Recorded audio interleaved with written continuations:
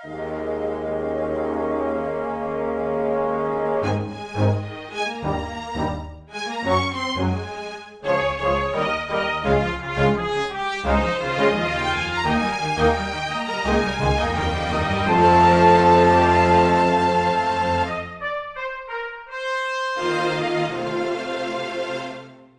everyone, and welcome to Weekly Manga Recap. It's February the 19th of 2024, which means it's time for Manga Talk with your folks. It's Quinn over here, it's Nick over here, and the from all angles, as in the one angle that's directly in front of us in the camera that we look into. That's our multi-camera setup.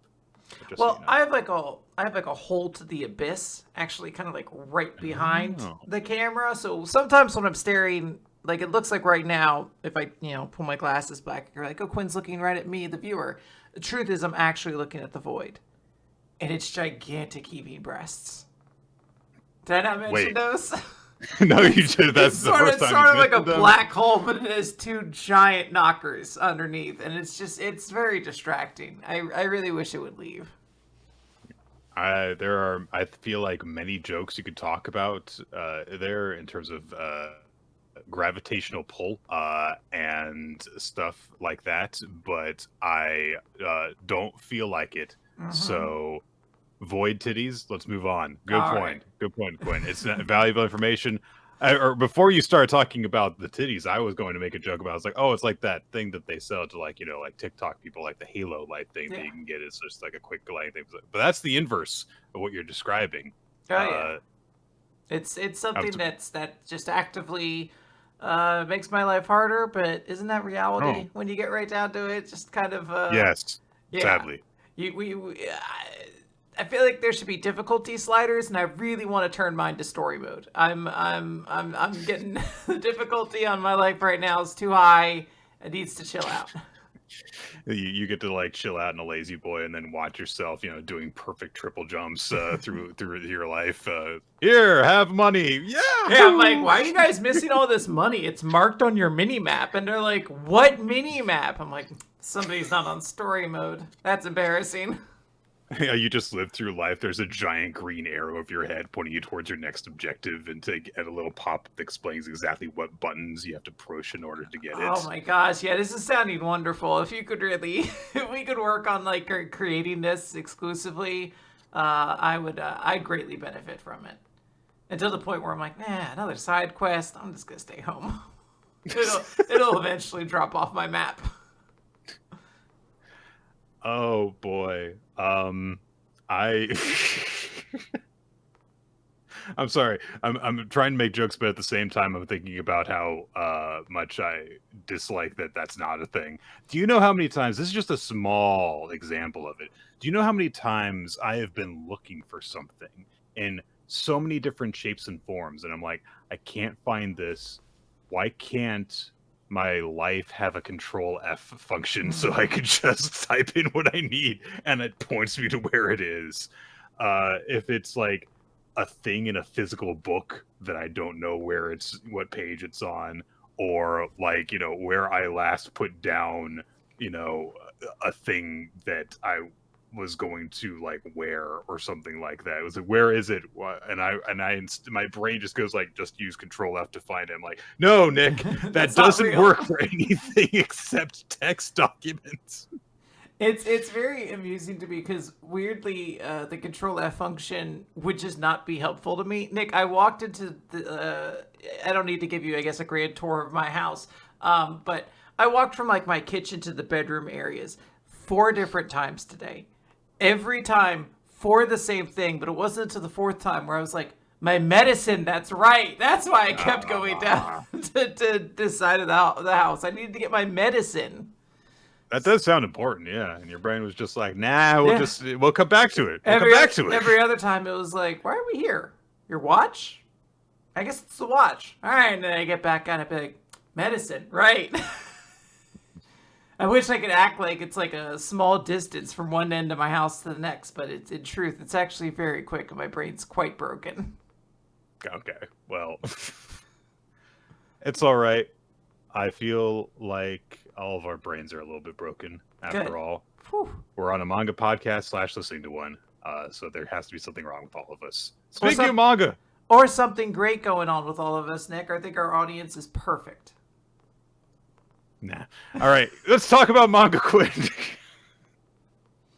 We're gonna start things off with Ichi the Witch. It's chapter number 22, Mentor Pupil Blood Contract, with a very, very pretty color page to start things off, with Desscaras and Ichi hanging out, and then there is the prophecy magic in multiple frames behind them through, I guess, some of the mirrors in their headquarters. They're basically the television of this universe.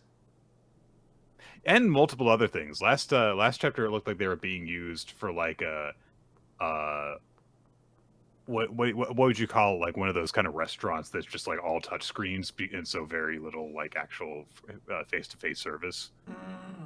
Yeah, I don't know what you would call those. I actually went to magic door windows. Yeah, I actually went to a conveyor belt sushi place for my Valentine's Day with Nicole this past weekend, and it was like great. Like you just eat enough until you're like ready to go, and no one's like constantly coming over and interrupting your conversation, because it's just, well, the food just comes out in front of you, and if you want something extra, you go on the touchpad and you order it. And so it's like, oh, this is great, because we can just like, hang out and eat. And then if we want someone to like bring us a drink, we'll ask for it. There won't be someone who just comes by and is like, do you want something else? Do you want something else? And it's like, oh, I have to navigate the awkward situation of, you have just interrupted the conversation that I'm having because you're trying to help me. And I hate that, but I can't be mad at you. Because you're just trying to be good. I'm happy you're one of the people who says I can't be mad at you after all that, because there are many people who reach that conclusion and say, and thus I should be mad at you. And that's very sad. I've worked in service for too long, so no. So, anyway, talking about the actual manga before I sidetracked myself. See, it happens to me too, Quinn. Ichi and Desscaras were talking in the last chapter, and Desscaras says that she wants Ichi to be her family, which Ichi is very confused by, and at the beginning of this chapter, he imagines, I guess, the examples of family that he has seen, which is, yes, occasionally he'll see like human parent and child together, but 2/3 of his examples are baby animals and their mothers, and then he imagines Desscaras carrying himself around as a baby. Yeah, like he's all swaddled up like an infant. Which, I mean, it does make sense. I assume there is one level of person who was like, well, wait, are we like mom and child or brothers? So like, what do you mean family, right? Like, I need to define these roles. Desscaras says, let's start by not panicking, as in, calm down. Stop imagining things. She says, I'm going to talk about that future stuff that's so hard for you. Last chapter, Ichi had said that, he doesn't really plan ahead. He just kind of lives for the moment. So Desscaras says, look, how and why it happened is irrelevant. I did take you away from your home in the mountains. And in the future, I'm going to make you fight against all these monsters, and I'm going to be sending you off to your death. So it is my responsibility to give you what you need. And first among those things is a home. A home is a place that you can come back to no matter where in the world you are. Even if you don't think you need it, you do. And she presents him with a contract that she has already signed as the mentor, and there's a space for pupil. And she says, write your name on this, that's all you need to do. And so Ichi starts to try and read it over, and the symbols are so small, and it looks like there's like kanji and hiragana mixed in with other stuff here, so I don't think this is possible to read. And so he starts to read it, and Desscaras explains, look, this is, an incredibly important bond. Bond between teacher and student goes thicker than blood. The pupil becomes their master's blood, while the master shares their blood with the pupil. And after Ichi signs it, Desscaras nicks her thumb and lets a drop of blood fall on the contract, and a flame appears over her breast, and then she reaches out to Ichi, cups his head, and the flame goes from her into his chest. And it lingers there. And she says, now the two of us are as good as family. And Ichi very briefly flashes back to when he was abandoned as a child. His own family abandoned him, or his birth family did. And he looks at the contract and he's suddenly like kind of starstruck by it. And he's like, oh, I've got a family.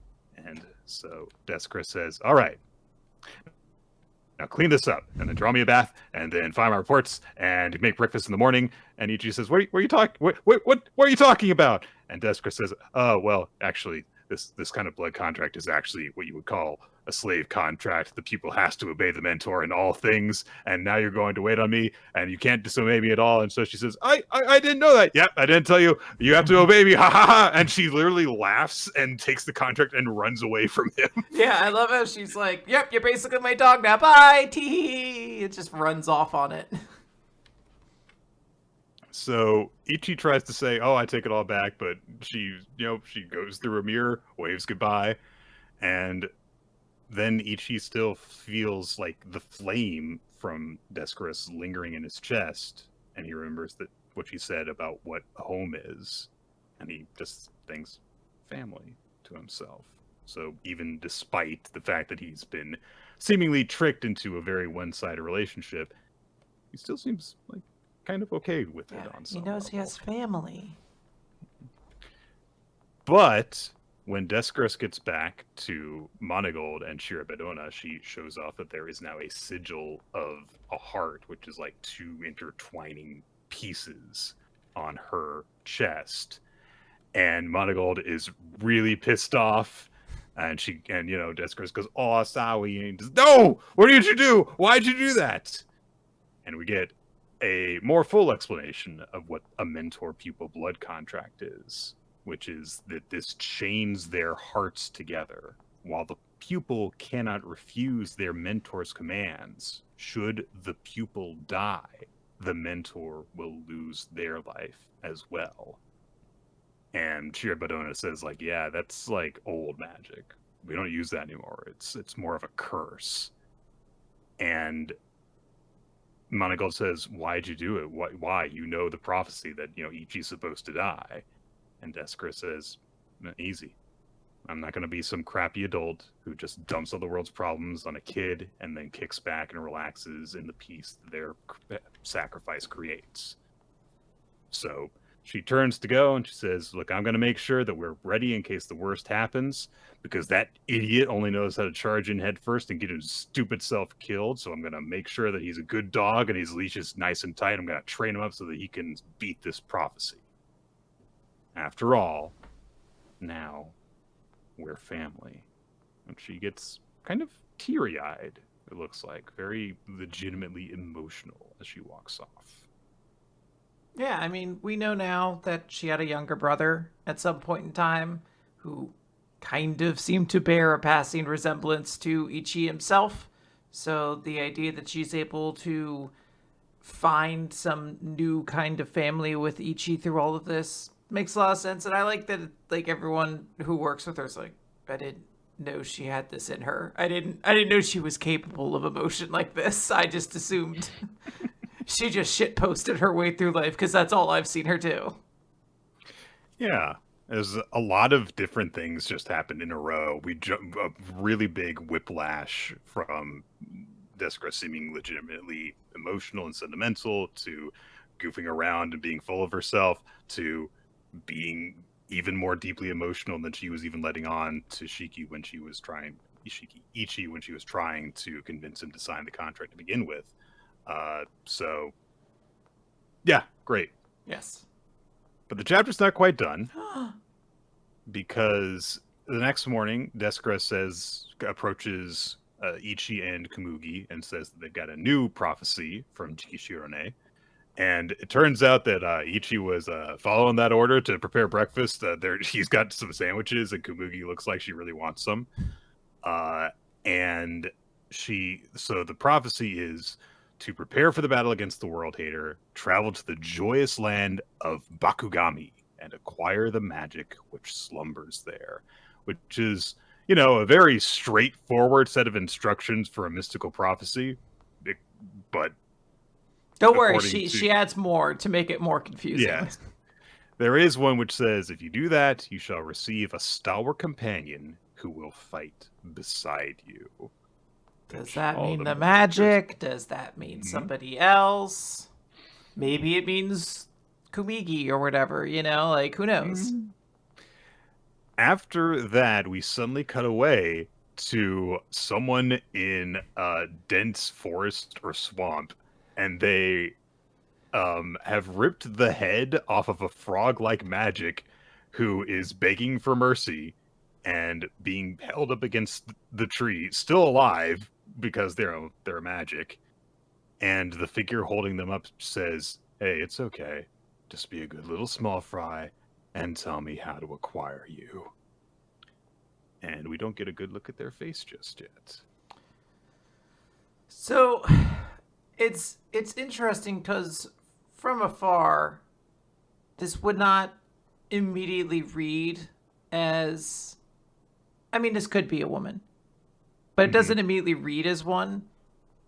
And normally that wouldn't be an issue. We would just wait till the next chapter. But the idea of anyone who's not a witch, doing this immediately, kind of creates questions in and of itself. So I am kind of curious who this person is if they are not a witch.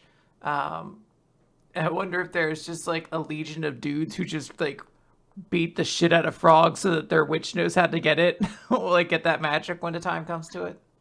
We're only good at beating up frog-like magics, though. Any other type of magic we're helpless against, and we just need the witches to come in. But if it looks like a frog, we know how to beat the shit out of those and help you out with them. Yeah. I go ahead. I was just going to say, there was a lot of speculation on the Discord server about this character. Some people trying to look at, the group shot of the various witches that were observing the news early on in the series and trying to pick out, could this person be that one? Could it be that one? Because, like you said, it's kind of hard to place in this world where only women generally can acquire magic. How is there someone who is kind of masculine appearing that seems to be able to take them on? And it is interesting that we're in a shonen battle series that has the setup of, okay, but guys can't easily just become involved because they're not supposed to have powers. That's just an interesting situation to be in that has been created. You expect to see the opposite in a lot of cases, where it's women just aren't going to show up because women don't fight. Look, there's a real reality that this series is being primed to take off, and we might have to see a little backtracking to some of the things established. If this is going to be a long-running shonen battle series, it would be wild if 98% of the cast were women. So I think it'd be great, but it would surprise me in Shonen Jump. So I would not be shocked if they try to explain that there is I don't know, some faction or some other fringe way to have a couple guys who can also fight magics but never acquire them, kind of thing. I don't know. Right. There is kind of a dark Blood Knight thought to that, which is I will fight this thing I will never be able to truly obtain. But killing it over and over again is very satisfying for some reason. What do you think of the chapter overall? I think this is a very obviously Desscaras focused chapter that kind of shows her mentality. I honestly I think she's just I don't know. She is doing objectively a wrong thing by being I made you sign a magical contract that makes you my slave. But I don't honestly think anything changed. It doesn't seem like Ichi is magically compelled to do it. It's not like she said do it and he started walking. He's what's happening to me? I think it's just that's what the contract says you have to do, so you have to do it, kind of thing. And Ichi's just gonna do it. He's gonna do it anyway. Desscaras just bossed him around as it was. So We'll see if there's actually like anything that magically forces him to do something. In which case, then yeah, maybe this is a bit different. Right. It seems as though it was more the gesture of like, I'm doing this because I'm not going to just leave Ichi to be a pawn that we sacrifice. It gives her a stake in this too. Like she dies too if this all goes the way it's supposed to. So she has an incentive to make sure Ichi makes it out of here by putting her own skin in the game. Right. And it also demonstrates that she definitely, has grown an attachment to him. Which seems like it's only going to grow with time. And it's really good to see a guy and girl protagonist deuteragonist duo where the main relationship between them is not in any way romantic. Yeah, it's a familiar relationship, but what kind of family is still a little unclear, but they're family, and that's the important thing. Nick, you gotta talk about that blue box. Blue Box, chapter 184, Your Parent Approved. And it's after Chinatsu's tournament. It's been a little bit of time because we see that Chinatsu and Taiki are practicing in the gym in the morning again. It's getting cold. There's scarves that they're all bundled up in and stuff. And Chinatsu's dad is on his way back to America for work purposes. And so Chinatsu is seeing him off, and Taiki is there to see him off as well. Chinatsu's father warns her not to give the Inamondas much trouble, and then he just kind of like silently sends a mental message to Taiki of like, you watch yourself. And that's just all that really needs to be done. Yeah. Chinatsu and her dad look at each other for a bit, and he says, so you've got, the main tournament and the end of December. And she says, yep, starts on Christmas Day. And she says, this is absolutely going to be my actual final basketball game as a high schooler. And her father says, there's a lot about my own school years that left a lasting impression on me. And I know for you it's going to be over in just a second. But that second lasts a lifetime. Enjoy it as best you can. Isn't that nice? It is. So he says goodbye, gives one more last look at Taiki, and then I like the phrase he thinks to is everything in moderation. Like it's like the most like kind way of like trying to bully your daughter's new boyfriend into behaving. We're like, right. Everything in moderation. Like, it could be a little bit crazy, not too crazy. Like, all right. And so they head off, and Chinatsu says, you're like, calling him like Mr. Fuyuki. That's weird. And she says, well, we're on a first name basis. And she says, well, your parent approved that. Aw. Yes. They kind of like brush hands as they're walking off, but Taiki immediately thinks about the looks that her father was giving him, and so he's like, I've been cursed! I can't enjoy my time with her now! It'll wear off. Oh, Taiki. I love the freaking dance that he does in frustration as they're walking, and Chinatsu's just like, all right, okay. Yeah, she just keeps going. She doesn't even seem to really be paying too much attention to a very wild action he's doing.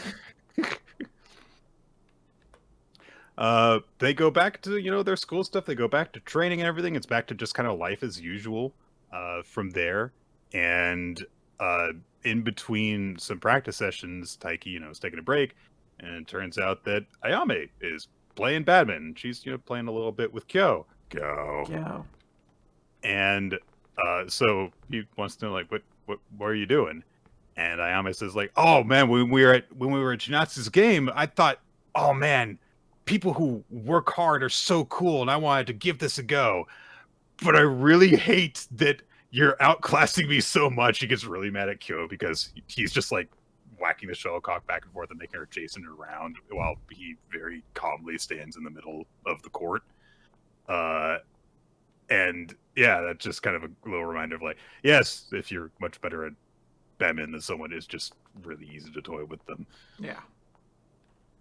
Nagisa and Chinatsu come by as well. And so Nagisa mentions in gym class we're on the badminton unit, which I guess means that in gym class they're playing badminton right now. I do remember that kind of being a rotational thing.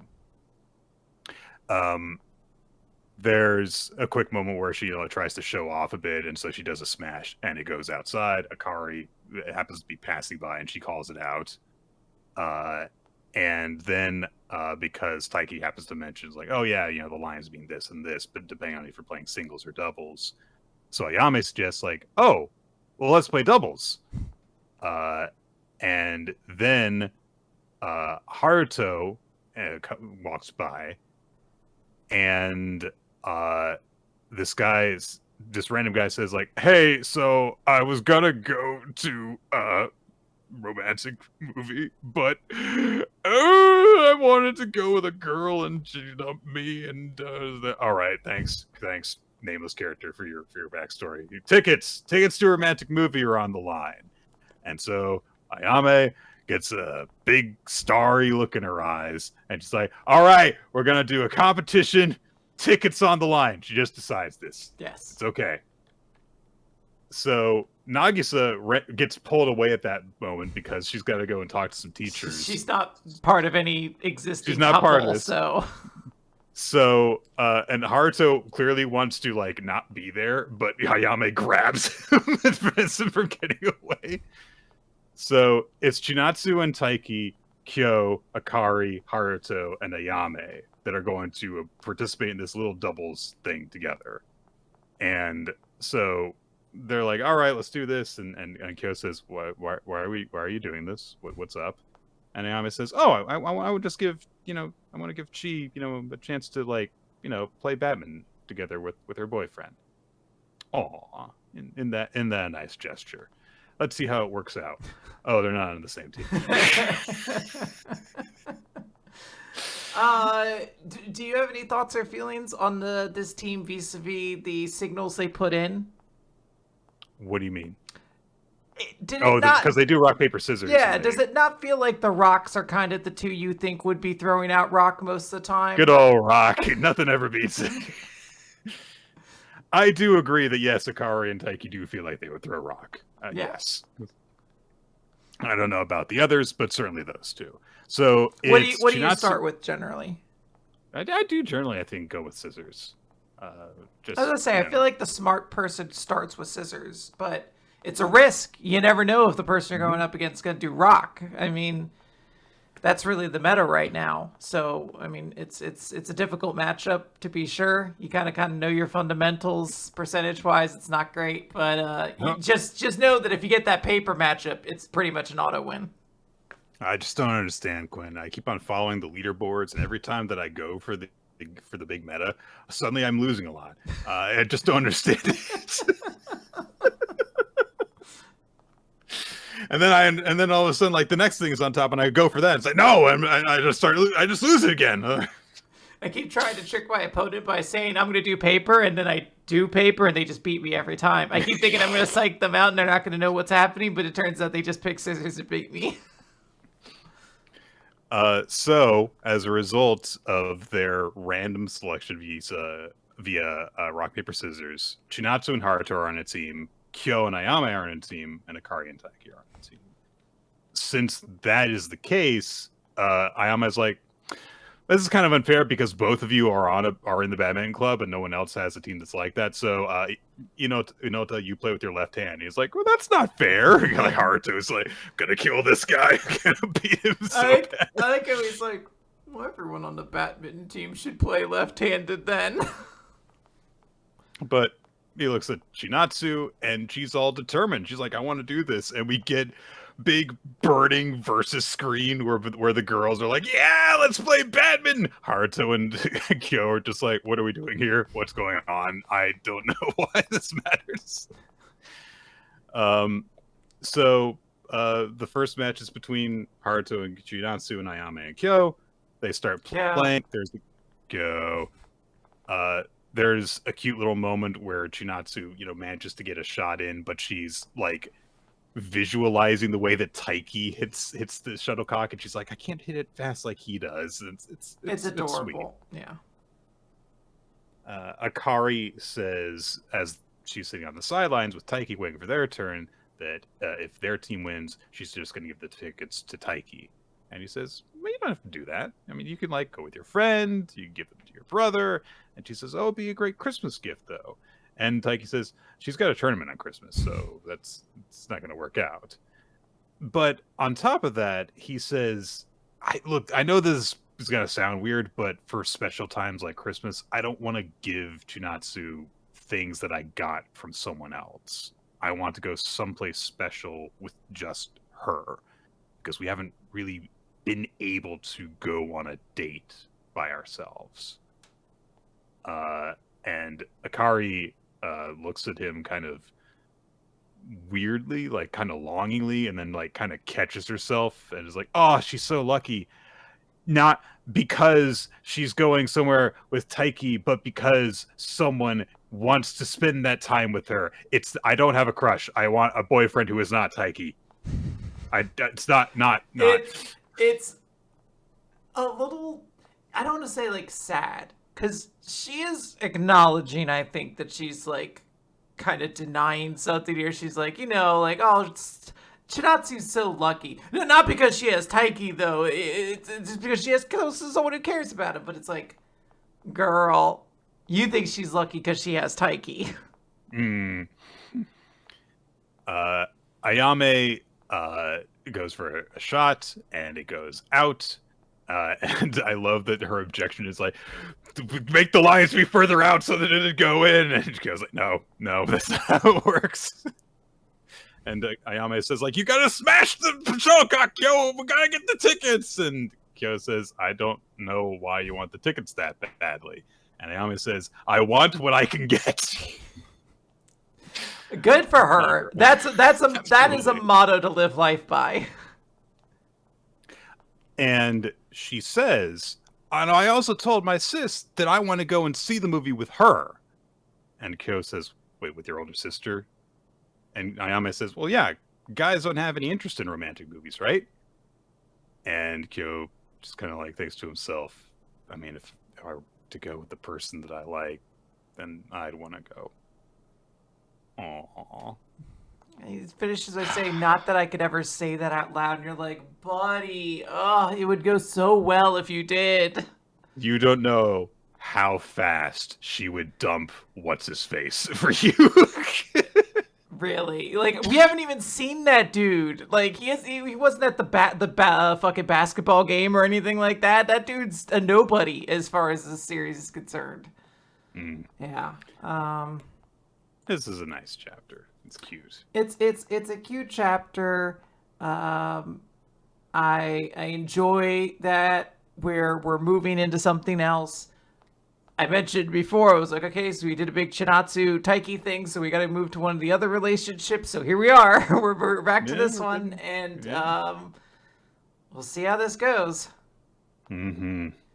All right. Quinn, it's been a month. We got to talk about. No, this is bullshit, Nick. What is it? I accept that once per month I have to read this horseshit manga. Every 20th of the month it comes out, and I am forced to endure it. It's the 19th. I was supposed to be spared until next week. What the fuck is this? I feel like they're releasing it to punish us, because they're like, if we release it on Wednesday, then the Weekly Manga Recap crew has to recap it. I get so annoyed when I like open up our fucking Discord and I see people talking about Boruto, and I'm like, God damn it, our episode's today and I have to read this series. Chapter 19 of Boruto 2 Blue Vortex, Konohomaru-chan. It's the nicest color page that it feels like we've gotten for 2 Blue Vortex. I will say that. I think on the low bar that is this series cover pages, Moegi here looks okay. She still has ninja high heels, and I don't know about a ninja romper. I don't know if that's like the most tactical outfit possible, but like this still aesthetically looks okay until I would have to see her do ninja moves in heels. As we all know, that does happen. But otherwise, right. perfectly fine. We get a little context providing thing for how Araya was able to dispel the iron sand in the last chapter, which is that, well, thinking ahead, yeah, what's his face? Gaara's son, imbued it with some of his chakra. Isn't it like Ryu or something like that? I can't remember if that's it or if that's the double. I don't recall. I forget then. So he says, like, yeah, if I've imbued your blade with some of my chakra, so you should be able to manipulate Iron Sand like I can, at least a little bit now. And Araya says, like, I mean, that means that I'm just going to be able to counter you when we spar. And he says, like, no, that's good though, because it'll push me harder. Shinki. Shinki is the sun. Ryu is the double of the sun. Okay. So, he basically says, like, if I do this, that means that you're going to be a harder opponent for me in sparring, which means I'll get stronger, which means that I'll be able to protect father better. And Araya's like, Jesus Christ, you're only ever talking about your dad. Which, I mean, we've only seen 2 scenes with this guy in this manga, and both of them were heavily related to him wanting to protect Gaara. So he's got a point, but it feels like we also don't know enough about this relationship to appreciate how on the nose he is. Well, don't worry, Nick, because we're going to have some more drop important information given to us, because we didn't have time to get to know these characters, so we got to establish some relationships so you know why this is important. So Araya says, like, well, what's it so wrong for me want to do that? And Araya pauses, and then he says, well, you should pay, like, some attention to Yodo, too. And Shinki says, I mean, the girl with the stupid name? No, I won't. Yeah. So Shinki says, well, all you ever do is talk about Yodo. Oh my gosh, Quinn, a ninja unit that has a love triangle amongst its members? Who would have ever seen this from Naruto? It's weird. It's almost as though if they didn't construct every ninja group to be 2 guys and 1 girl, maybe they would avoid this problem more often. But unfortunately, what can you do? She's the only girl in the group. I think that the only ninja trios we ever saw that didn't have 2 guys and 1 girl as the lineup were in, like, the Chunin exam, when there were a bunch of all-guy units in, like, the extras. Because even the sound trio was 2 guys and 1 girl. It was... Ugh. Anyway. So, Araya, in the flashback, finishes it by saying, it's not like that. It's like that. It is, because... And you know how I know it is, Quinn? Because we're not going to give any other characterization to these people. Of course that's all there is to it. Nick, it's a beautiful story of romance. This is really the kind of stuff that Naruto has been based off of. Like, think of the top 10 reasons you thought Sasuke was cool. And how many of them were his relationship with Sakura? All of them, surely. So... That's what Kishimoto is trying to kind of do, though, you know?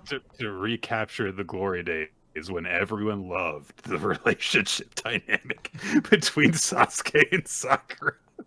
That was always the most popular aspect of the franchise. If you went back and you asked somebody what their favorite part of this series was, 10 out of 10, especially the guys, they're going to say Sasuke's relationship with Sakura. So, in the present, Araya sets everyone free from the iron sand that was binding them, and so they're ready to face off against Ryu now. Araya starts, like, just calling the shots. He's, I guess, the leader now, because Sarada and Mitsuki are listening to him. Ryu starts to talk some trash. He's like, all right, I'm going to beat you guys now. And he sends out a whole bunch of iron sand to attack. Araya slashes his sword so that the frontal assault doesn't get them. A bunch of iron sand starts to come up from behind them, but Yodo has some sort of, like, super hearing powers and detects it coming through the earth. So Araya spins around and dispels that. Speed lines start happening. Sarada rushes in and casts a fireball.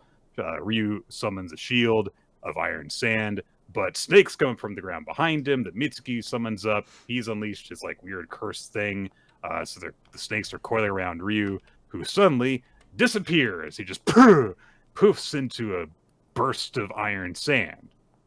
And Mitsuki quickly realizes he's disintegrated himself. He's just turned his body into iron sand, I guess. And so he got away from it. So Araya warns everyone, like, hey, he's just going to take control of your bodies again, so watch yourself.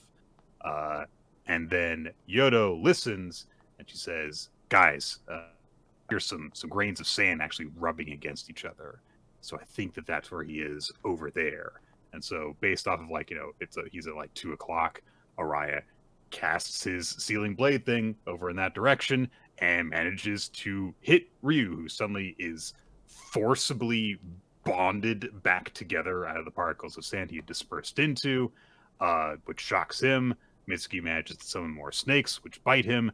Sarada goes in and hits him with a Chidori, and then he disperses and scatters again. That was not enough to finish him off. So they're making progress, but they haven't finished him off. And honestly, if the chapter had ended there, would have been the best chapter of Boruto in years, it feels like. I was going to say, there was like actual action in all of this. There was like some real exchanges going on. I'm like, I'm kind of having fun. What is this feeling, Nick? So let's check in with Matsuri and Konohomaru. Oh, right. So Matsuri has a bunch of hair, tendrils, roots? I think it's roots coiling around Konohomaru. And she says, I just want to call you Konohomaru-chan! What's the fucking deal? And Konohamaru says, well, I just don't like it when you do that, so don't do that. And she says, well, you let Moegi do it, why can't I do it? It's like, I shouldn't have to explain that. It's kind of funny in that this chapter is sort of characterizing Konohamaru as it's just an idiot. Like, he's just very dumb. Like, he doesn't get what's going on and why, like no one, like, he missed every honeypot class training he ever had to do. Like, this boy has no idea how to, like, fake being interested in this girl to get what he wants or anything like that. He just keeps, like, I don't know, I don't feel like I should tell you. Why do I have to tell you anything? We don't really know each other. Do you think that I am attractive? I honestly don't really think that you are particularly exceptional in appearances. No. And you know what? I shouldn't be pressured into having to compliment you insincerely. Actually, you're the one who has the issue. No, hurry up and sleep with me. So Matsuri gets madder and madder at Konohamaru, who is literally saying, like, why do you care so much about what you can and can't call me? It's very funny, because we immediately move to Ada, who's, like, watching this from afar, and the visual she just sees is, whatever fucking Phantom Moegi you would call her. Or it's her body still, like, naturally posed on the rock. She has her legs crossed, her arms down, her back's a little arched. And then it's just this overwhelming, like, tree of hair or roots or whatever that's just engulfing Konohamaru's head. You just see his hands kind of, like, hanging on. And I don't know why. It's very amusing to me. If there weren't all this weird screaming match, it would honestly, I think, make Matsuri look really cool that she's posing so casually while causing so much torment to this guy. But because we know that within that she's going, just let me fucking call you it, come on! Yeah. It does kind of take away from it a lot.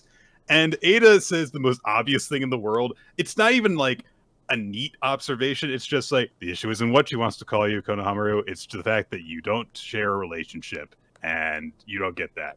And it's like, I guess he doesn't, which, I mean, like, that's not a very, like, insightful observation that Ada makes, but I guess Konohamaru doesn't get it, so... Yeah, it's just good, I guess, to let her... Look, I'm kind of grateful for stuff like this, because, to be honest, I don't remember what the fuck Konohamaru's characterization was supposed to be. They could have said in some fucking Naruto or Boruto anime of the season that they were like, actually... Konohamaru is, like, an extremely suave pickup artist. And I would have been like, yeah, sure, I guess. So, like, I kind of need these details given back to me because I didn't watch this. Like, I I don't know if I'm allowed to read Boruto anymore, Nick. I didn't watch the anime, which is apparently where half of the characterization happened. We need to read the book where these Diamond Kingdom characters come from, because that's... Fuck me. There is a very quick scene that features Ada communicating with Kashin Koji, who tells Boruto not to get involved. Whatever. It's an excuse for him not to show up again. Then we cut over. Okay, so... Oh god, where are the Otsutsuki tree guys? Is it Jura that is this guy? I think Jura is this guy, although I did need to ask, who is he? Do we know who he's a tree person of? He is not a tree person of anyone. He's the only actual original of all of them. Gotcha. All the others are spawned from, like, Sasuke. I was gonna say, I know the one with the hood is Sasuke. I didn't know which one the fucking dork haircut guy was supposed to be from. So he says, in my opinion, life forms should obey their instincts to strive towards the goal known as evolution, which is...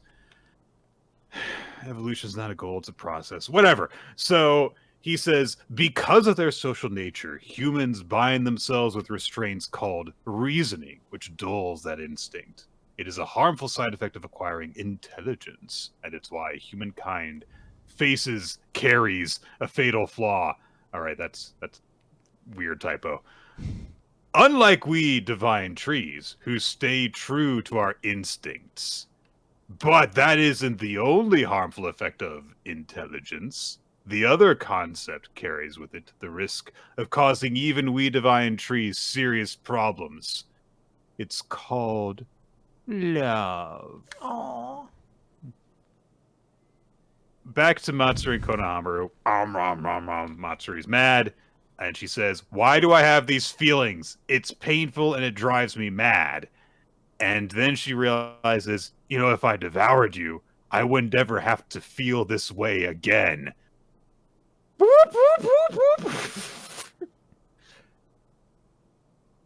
Jura continues his very smart villain philosophy.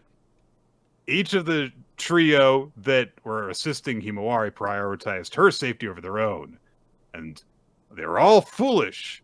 They were aware of how foolish they were. And in particular, Yamanaka Inojin lost his composure and ended up needlessly losing his life.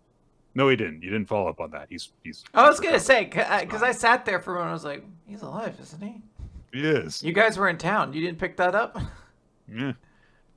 But, he indicates, both of these foolish acts were caused by love, derailing their thinking. Sasuke guy says, what is this love thing? Is it a disease? And Jura says, the term itself appears in many tomes, but it seems impossible to pin down. What tomes are you reading, dude? Are you just like...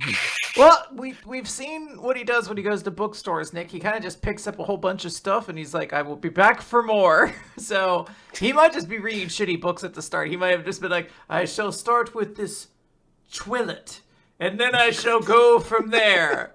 I just want to prepare myself. Do you sell Team Jacob t-shirts here? Because I just kind of already know which side I'm going to end up on. Right. Jura says that it causes a lot of troubles in life forms, and that it cannot be overlooked. I'm sure you hear it. Our instincts screaming and warning that we must understand this dangerous concept, love, and overcome it. I don't know, Quinn, if I have ever... Love isn't from intelligence. Like, it's from emotions. It's part of instincts. Like, you're a pet owner, Quinn. Do you think that all the pets that you have owned have been super smart? Like, no, I can tell you for a fact I know quite a few of them were very dumb animals. And yet, I would say that animals are capable of love. greatly capable of it. It's their own form of it. Scotia certainly was. I'm still mixed on all my cats I've owned in my life, if they loved me or just appreciated me. Irrelevant. So I don't know. So much about Boruto gets me so riled up, and this was just the thing in this chapter. Not the way it's described, but the underlying philosophy of it is like, humans have love. That is what separates them. No, it's not! It's not, though! I get what he's saying in a certain extent, because they are created out of this concept of a person, and they have like an overwhelming desire to go after one person. And he's trying to say that, like, part of the reason I think we have that target that we go for is out of this love from the person we're replicated from, and getting over that sort of initial barrier. Like, I think he's trying to be like, Moegi's clone person would probably be better if she got over Konohomaru and just fucking killed him. But, like, I don't know, he needs to be pithy about it. Like, we can't just say, like, yeah, hopefully they don't let their affections from their previous person get in the way of killing them. Also good to know that the person who was cloned from Sasuke, when they were forced to target by instinct someone that Sasuke deeply loved with all of his heart, again, not Sakura. So, not to diminish the very lovely father-daughter relationship we have seen thus far, but it's that there wasn't even a question. It's not like he was like, I'm trying to pick between one of the two. He's like, the daughter. Like, because I think you have a wife, and he's like, Back to fighting. Araya uses his sealing thing to make Ryu come back together. He's up in the air. Something comes out of his chest, though, and he summons a bunch of claw grimes. They swarm over everyone. Mitsuki and Sarada try and fight them off, but there just are too many, and so they surround everyone. Immediately, Yodo is almost defeated, because, of course, she is. Araya rushes to defend her, slashes at the grime that is grabbed onto her, but his sword digs into its body, and he can't get it out. Okay. And more swarm over them. And then Ryu grabs the claw grime that's got the sword stuck in it and throws it at another claw grime, and it goes through the patch on the strap on its chest, and so it gets warped away along with Araya's sword, which means that he can't counter the Iron Sand anymore.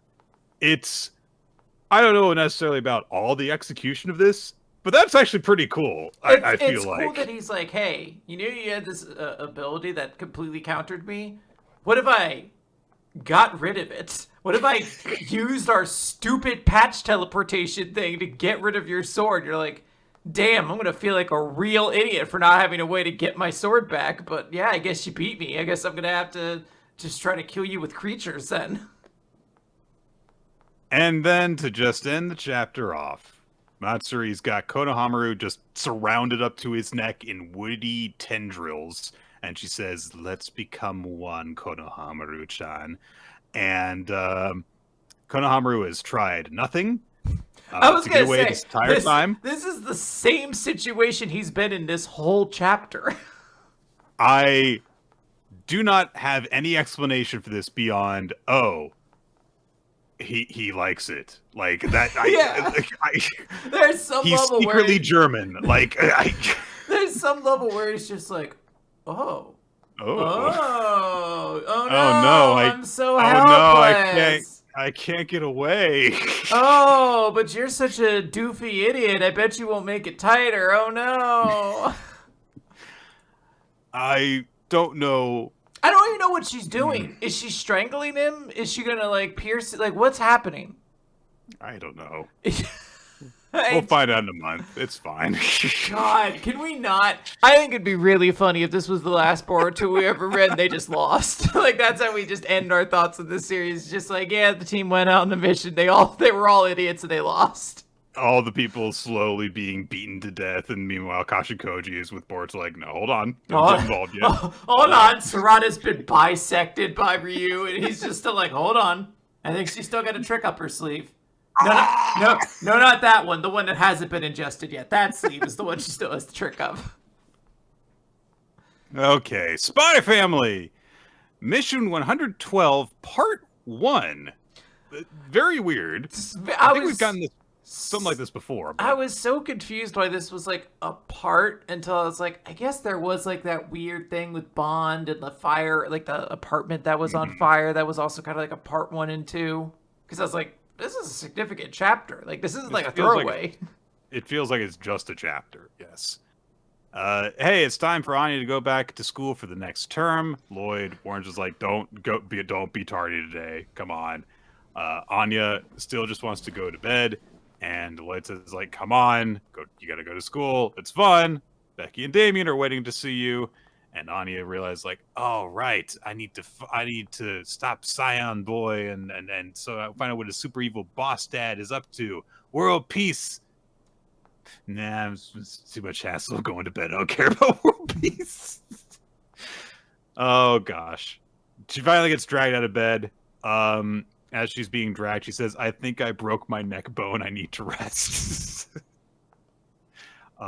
So finally Lloyd gets her out of bed. Yor is being very concerned even over Anya's most ridiculous excuses. Like she says, I got a cold, and so she's worried about her. And Lloyd says, come on, she's fine, and stop telling lies, Anya. And Anya looks at him and just thinks like, why are you like, yeah, you okay, Mr. Spy, like you almost kind of wanted to drop it there.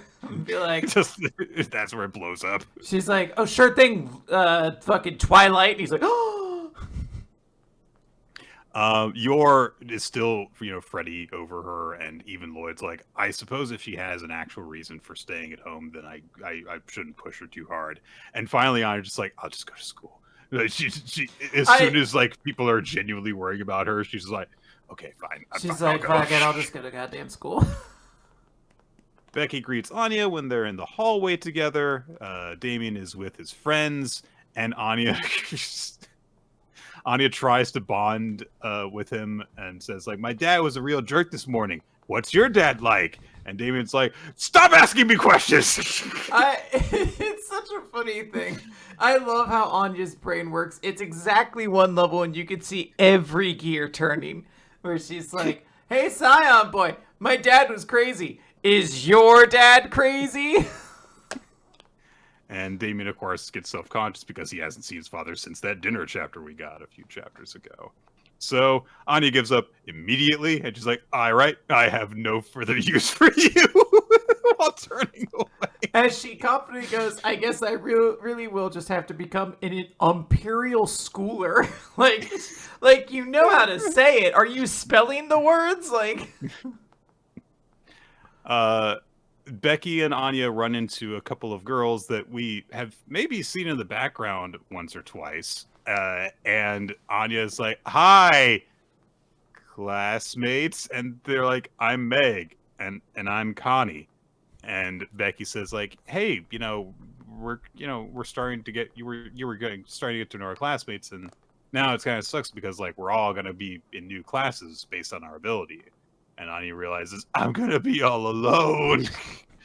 And Becky's like, yeah, I guess you only excelled at classical language, which kind of sucks. Yeah. Damien is very smug as he walks away. But Becky says, we're still in the same class for all the subjects that didn't have tests. So there will still be some times when Becky and Anya are in class together, but not all of them. But in terms of this class, which is language studies, Anya and Damien are seated right next to each other.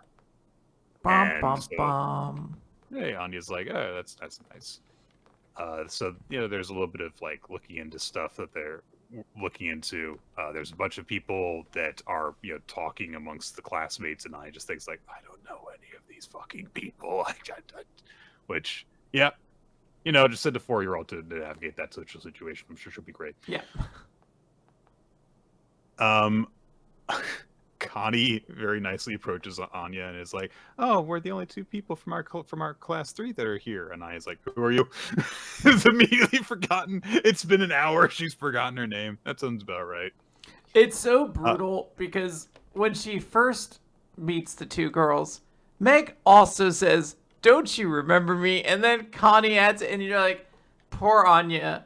Like, she immediately gets surprised by the next thing Becky said, and you know in that moment those two names just left her brain forever. Like, they're just gone into a void. Faces are gone too.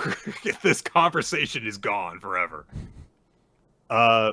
But Connie gets bumped by a guy who's kind of like running around with one of his friends, and Anya reads her mind as she just starts going, I curse you, I curse you, I curse you, I curse you, I curse you. Burn in hell, burn in hell, burn in hell, burn in hell, burn in hell. So I love her response of, you're disturbed, and Connie says, huh? By what?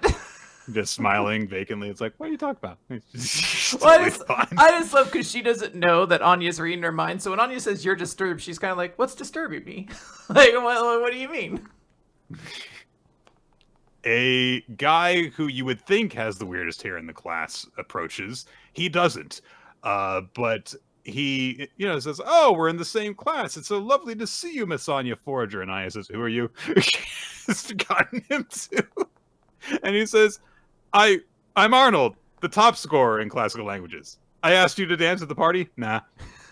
It's so brutal. She's told like 6 people this chapter she doesn't know who they are, and that's like my greatest anxiety in the world.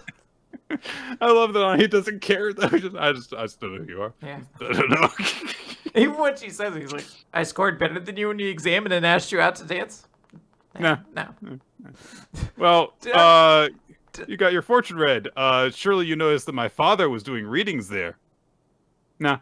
Did I ever tell you the one time it was senior week for graduating high school, and me and some friends had a house on the beach, and then like a bunch of other people. It was sort of like an intentional thing. Almost everyone from our school went to the exact same beach and everything like that. I think that's how most senior weeks go. But it was our last day there. I think everyone else was going to stay like an extra day. And we had some extra food. And my one friend called up one of the more popular girls in our class. And I'm going to make fake names here, but like, hey, Connie, it's Charles. Charles Brewster? Charles Brewster from science class. Charles Brewster from the school we went to together, and we had several classes. And, like, he went through like 6 levels deep, and the entire time I was like, this is the best gift I could have possibly gotten, because there's no way to hide what's going on now. You are clearly trying to tell this girl who gave you your number at some point in time who you are now 3 years later. My God. Oh, I definitely had circumstances like that happen to me, but my brain has kindly erased the details of them for my own preservation. I do remember, I've got a story that's kind of related, which is that not too long after I graduated from high school, I was at a con, and I happened to run into someone that I was only vaguely associated with in high school, and she was in cosplay. And so it took me a second, but she like recognized me right away, came up to me, and she was like standing in front of me expectantly, and it took me about 2 seconds, and then I realized who she was, and we just like hung out for like the entire rest of the day that awesome. I was at that con. It was really nice. Like, I haven't even seen her since then, but it was just, really nice. Like, oh, we, that did not like there was not a disconnect there. We actually still recognized each other. So there you go. That's awesome. Anya speaks back and forth with Arnold, the triangle cone boy, who starts to say, like, how have you forgotten so much? What kind of fool are you? And Anya says, we're in the same class together, so your brain's the same level as mine. Yeah, that's so fucking... Anya cut so deep with that one. She got right to the core, and, like, he can't say anything ever again. He's like, fuck, I can't call you this idiot girl dumb, because we're in the same class. So he moves on to say, because I guess he's really into the supernatural because of his father doing like tarot readings and all this stuff. And he says, has your third eye opened to the deeper truths of the cosmos? And she says, I don't understand what you're saying. So she says, I did poorly on my biology test, would be due to my belief that terrestrial creatures were designed by entities from a higher plane of existence. And Anya says, you watch too many cartoons. Oh my God. Oh, she's perfect. But there's a crowd of classmates that are gathered around Tertius from Spectre Hall. He's a prince. You can tell because his hair is shaped like a crown. What the fuck? That's just how they look, Nick. What do you want from him? Look.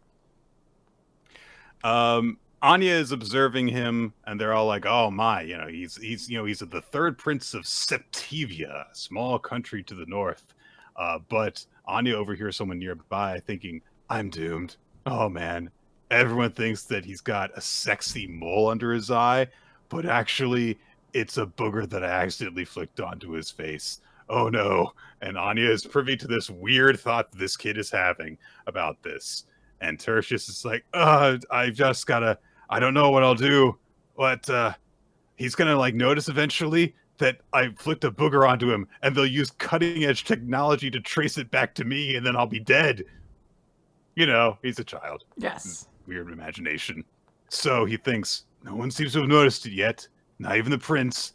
So I still have a chance to destroy the evidence. And so he just boldly walks up to him and goes, "Hey, Your Highness, you got something on your face." Reaches right for him. Tertius dodges out of the way and says, "What is the meaning of this insolence? There is no gunk on my beautiful visage. I can appreciate a desire to touch royalty, but may I kindly ask you to stop?" And of course, Tertius is actually thinking why is he bullying me? Why is this guy trying to bully me by trying to grab my face like this? And so the two of them are idiot boys that are hiding their true intentions while this one kid tries to grab the gun in Tertius's face, and he keeps on dodging out of the way while pretending to be all cool about it. And Anya is watching this from the sidelines as the one kid thinks that there is potential war at risk because of this. Yeah, all right. Sure, it's a whatever. bit weird to jump into with these characters that we don't care about. But here we are. Well, it's this weird thing that's I assume some of these characters are going to be somewhat relevant going forward to some degree, right? I have to assume, so I'm trying to pay attention, but at the same time, the plot that is going on is this guy has a booger on his face that everyone thinks is a beauty mark that makes him more enchanting. And yeah, I don't know. It's not. Anya's doing great this chapter. She's killing it. She's on fire. Everyone else hopefully is going to pick it up next chapter. Although I kind of like Triangle Boy and his constant desire to impress Anya, and she just keeps stonewalling him every single time. I can't wait for her to find out that this guy had all the secrets and she just never bothered to read his mind because she didn't know who he was. They just didn't care about him. Yeah, it's this feels this chapter does have big spin-off vibes to it. What if we just took Anya and only Anya and spun her off and introduced all these other characters all at once? And this is going to be a bit of a test to I feel to see how much people give a shit about that. But maybe it won't be that big a deal. We'll see. We'll see. I mean, it's a 0.1, so I assume next week next week probably we'll follow it up. But for now, let's talk about Astro Royale, Chapter 41, Hibaru versus Taira. Flashback to a time that there was a guy drowning in the river, and so both Taira and Hibaru jumped off a bridge to go and save the kid. Hey, and then afterwards, Terasa caught up with them and is like, "You guys could have died." And Hibaru says, "I'm never going to lose my way. It'll take more than a strong current to beat me." Terasa very rightfully says, "That doesn't make any sense." Taira says nothing, no, because that's how cool he is. He just calls him an idiot later. Yep. I've never there's always the basic storytelling thing that's show don't tell. I've never felt so told to by something they are physically showing us, but I was like, yeah, I get it. They're right. You did this last week. You were like, hey, these two guys, they're basically the same guy. Cut from the same cloth. Yeah, that's how crazy it is. And I'm like, eat shit. I don't give a fuck about either one of these nunniks. It annoys me that there's two assholes in this fucking world like this. The last quarterfinal match, we don't see. This guy, Kogane, wins. That's it. That's going to be Tarasa's next opponent. Okay, who cares? Then it's time for the semifinals immediately. So it's Hibaru versus Taira. Here we go. Taira summons his sword whip thingy, charges in against Hibaru, and Hibaru manages to block it with his arm, but he has a vision of his whole face being chopped in half. But Tyra realizes, it seems I can't cut your arm. But Hibaru realized, like, man, that was a really big impact, though. Everyone's like, oh man, Tyra's great. And Terasa realizes that Tyra was very serious when he said that he was going to massacre the Yosurugi family. He was definitely intending to kill Hibaru. He's got this big nasty cut in his cheek now. And Hibaru reflects on what Peacock Guy said, which was like, should I kill you like I killed Dad? And then it's fighting time and sword whip. Wah, wah, wah, wah. And Tyra's like, you can't dodge this. And he goes to cut Hibaru, who just gets up in front of him with his hand raised to punch him. I thought his fist, I thought he gear 3'd his fist, but it's just the perspective is stupid. I don't know, that feels mean to say, but I don't get what this is intending to convey. He goes to swing his sword. I don't see the sword in the next panel, and his fist is raised. Did he punch the sword up? What happened? I don't. So he's got his fist raised above his head, and then immediately is going into a punching downward motion. So I guess he manages to pivot his entire ass body in midair in order to do that. And he gets cut in the same part of his cheek again, or that it's just really bad fight choreography. When you look at one panel, Tyra is swinging his sword, and then the next panel it's stopped, and you can't even see where the sword is. What did he do? What happened to the strike? Did he just miss? And then he gets punched, and the sword is just not there anymore. Which he has been pulling it out of his wrist, so maybe it dissipated, I suppose. Yeah. But anyway, he's punched into the ground, and then Hibaru says, well, Tyra, did that snap you out of it? Because you've completely lost your way. I'll never lose to someone like you.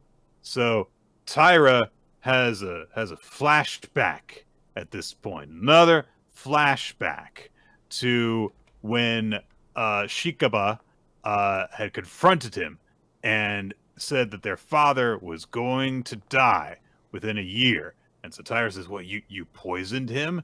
And Shikaba, who has blood coming from his lip and blood coming down the side of his face, says, there's no going back for me now. So Tyra says, well, but you're going to be the next boss, so I'll do whatever it takes to make that happen. All right.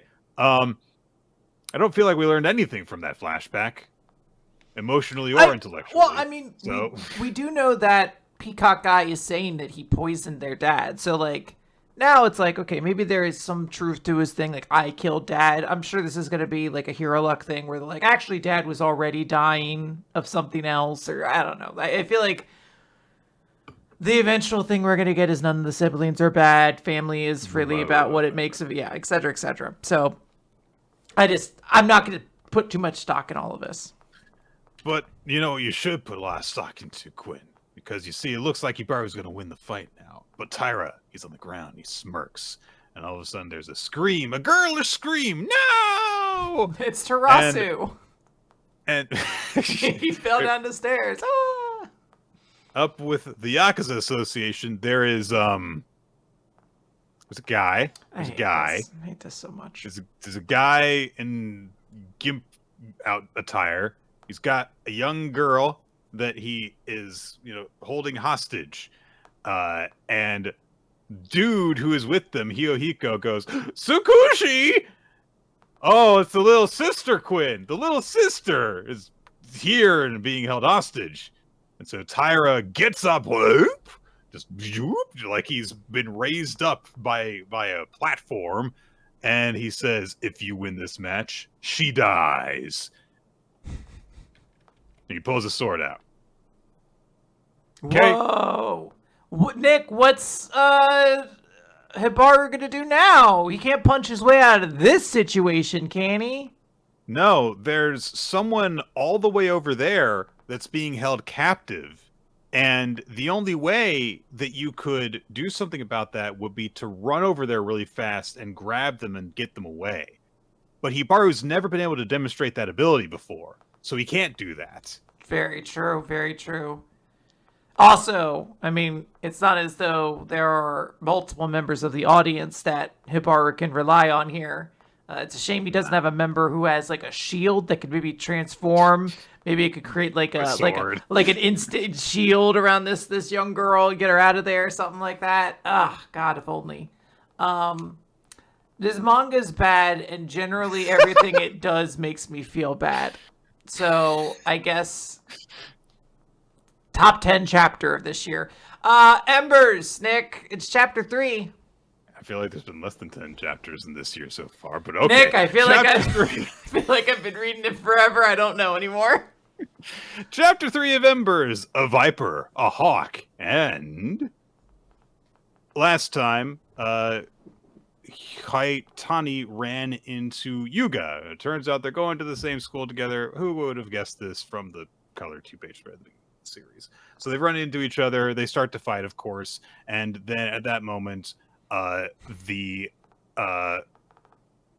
kind of drop some good jokes on each other too. Not for nothing, but there's actually some pretty good ones in there. Yuga says, "Not everyone can talk in their sleep while they're wide awake." What does that even mean? He's just like, you're talking nonsense, but you're wide awake. It's crazy. He just like tries to call him dumb, but in like a high schooler way. Yukizuki shows up and she's like, "Oh, right, yeah, I had something to tell you guys, and now I catch you fighting."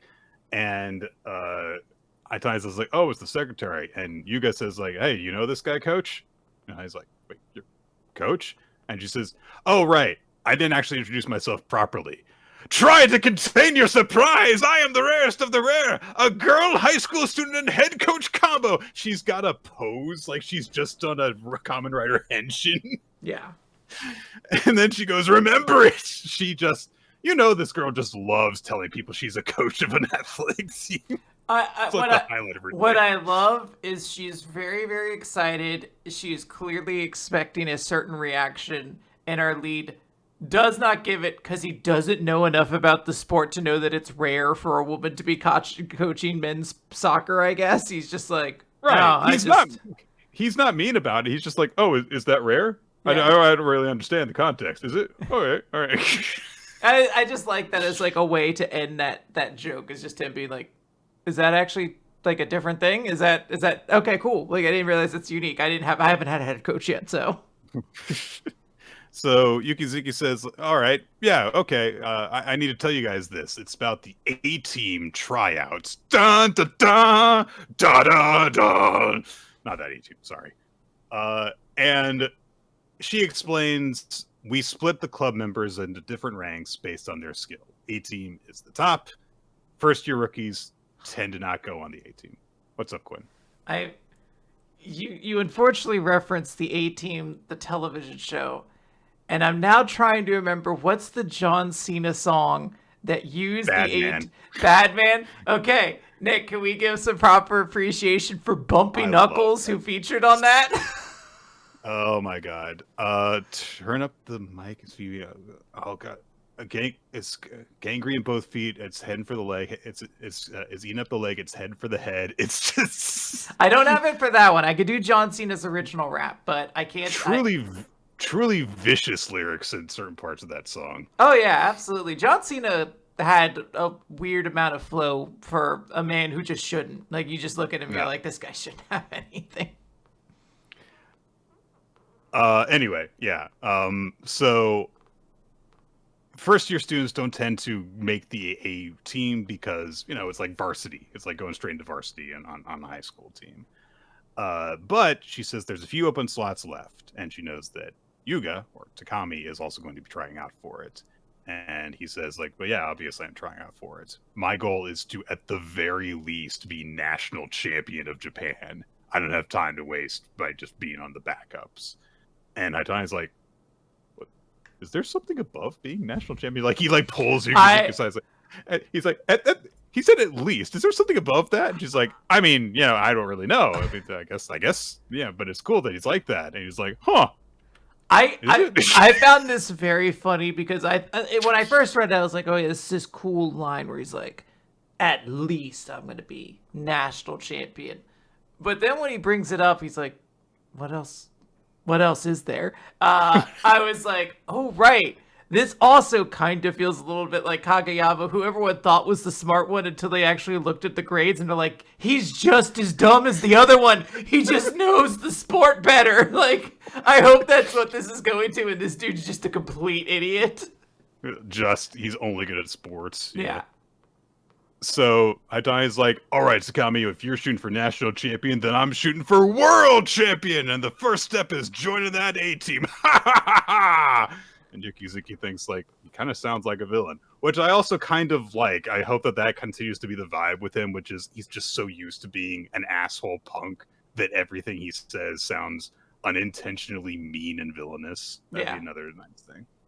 So he's like, yeah, that's a cool brag, right, coach? And she's like, yeah, it is. Yeah, it's very cool. Ha! Yeah! And they're just being doofuses. But we've got some other people on this team.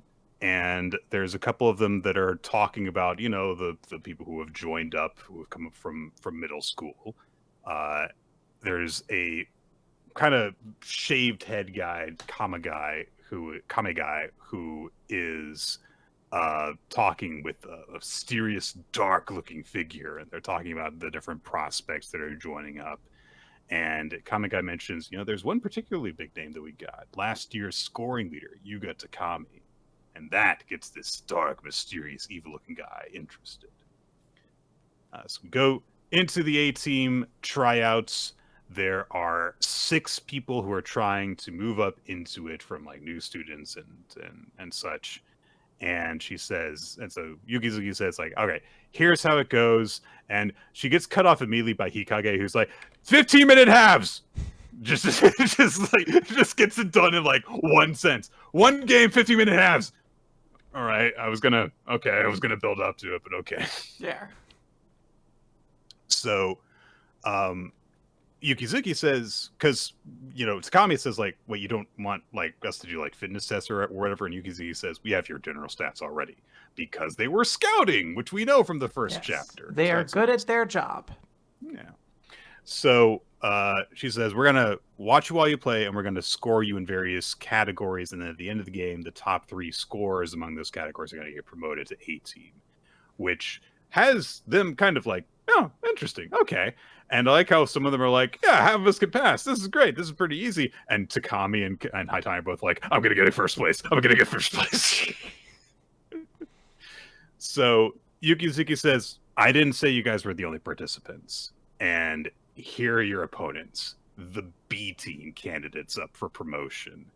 And there's 6 more students who show up in different colored jerseys from the A team.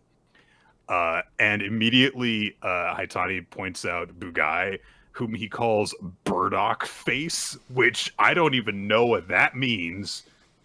But he has a face like Burdock, Nick. What do you mean? I guess.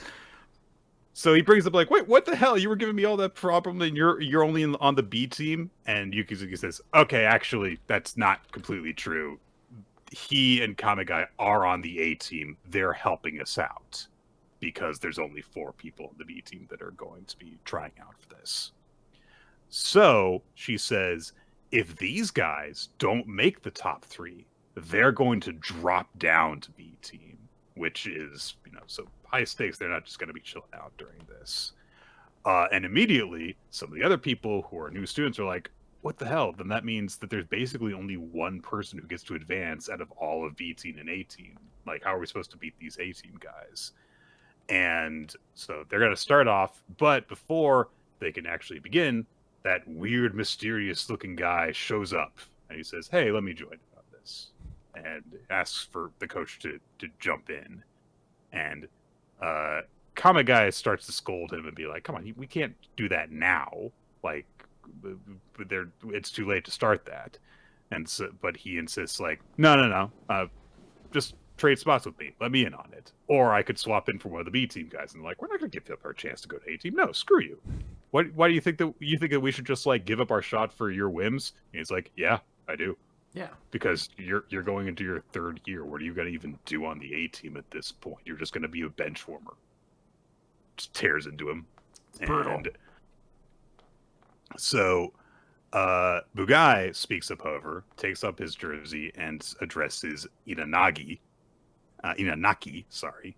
And he says, "Here, I'll trade him my spot." And as he hands over the jersey, however, he says, "I'll only play along with your stupid whims this once. Got it?" Just very, very stern with him. So Inanagi gets ready to suit up. Yukizuki apologizes to Bugai, and he says, "The only reason I was going to do this was because he refused initially. So he changed his mind after getting that word from Kamigai earlier." So, sorry, I'm just reminded of something. Inanagi says, "It's nice to meet all you," and meanwhile, Tani's looking over at me and says, "I don't like this guy. We were fighting over here like men." Yeah, I was going to say, we were fighting like men. So Inanagi starts to introduce himself to the different members of the team that are trying to join up. So he approaches this guy named Inuzuka, shakes his hand, and he's like, "Huh, yeah, okay." But as they do so, Inuzuka senses like a snake approaching him, a coiling snake approaching him, ready to strike, and he jerks his hand out of the way really quickly. And Inanagi thinks, he's not much. That's kind of what I expected. And we are told through narration by Kamigai that Inanagi just has this knack for deducing someone's condition and skill level just by shaking their hand. And it's a very off-putting feeling when it happens. And as he goes down the line and shaking these hands, we get these little visuals of, oh, there's like a frog for this guy, he's iffy. Oh, there's a deer for this guy, he's so-so. There's a little tiny fish for this guy, he's trash. And all these tiny clues, he can sense like weight distribution and muscle quality by shaking their hand. And then, of course, finally, he gets to Takami, and there's this big, imposing eagle that is swooping down behind him. It's a hawk, right? Yes, Takami, of course it is, right. So, Inanagi is like, "You're head and shoulders above these guys." Yeah, absolutely. But it's unfortunate. And Takami says, "What is?" And Inanagi's like, "Don't play dumb. You know better than anyone." And very interesting. He just doesn't say anything to clarify at all. But Takami knows that he's onto something, and he's like, "What the heck? What?" And then finally, Inanagi, I love this moment, goes over to Haitani, and he's like, "I've never seen this guy before. His build's pretty good, though." And he goes to shake his hand, and Haitani's like, "Yeah, scissors." This is so fucking funny. Because he's like presenting his hand all open, and he's like, "Scissors meets paper." The second rock paper scissors inclusion in the series we're talking about for whatever reason. And so Inanagi starts to be like, maybe he realized what I was trying to do, and maybe he's trying to hide his strength. Maybe he's smarter than he looks. And then Haitani goes forward and grabs his hand. "I'm just kidding, let's shake." And so he does so, walks off, and whatever, the bald guy says, "Hey, what's up with you?" Was it like Kamagui? Kamigai. So Kamigai's like, "Hey, what are you like staring at your hand for?" And Inanagi says, "Nothing."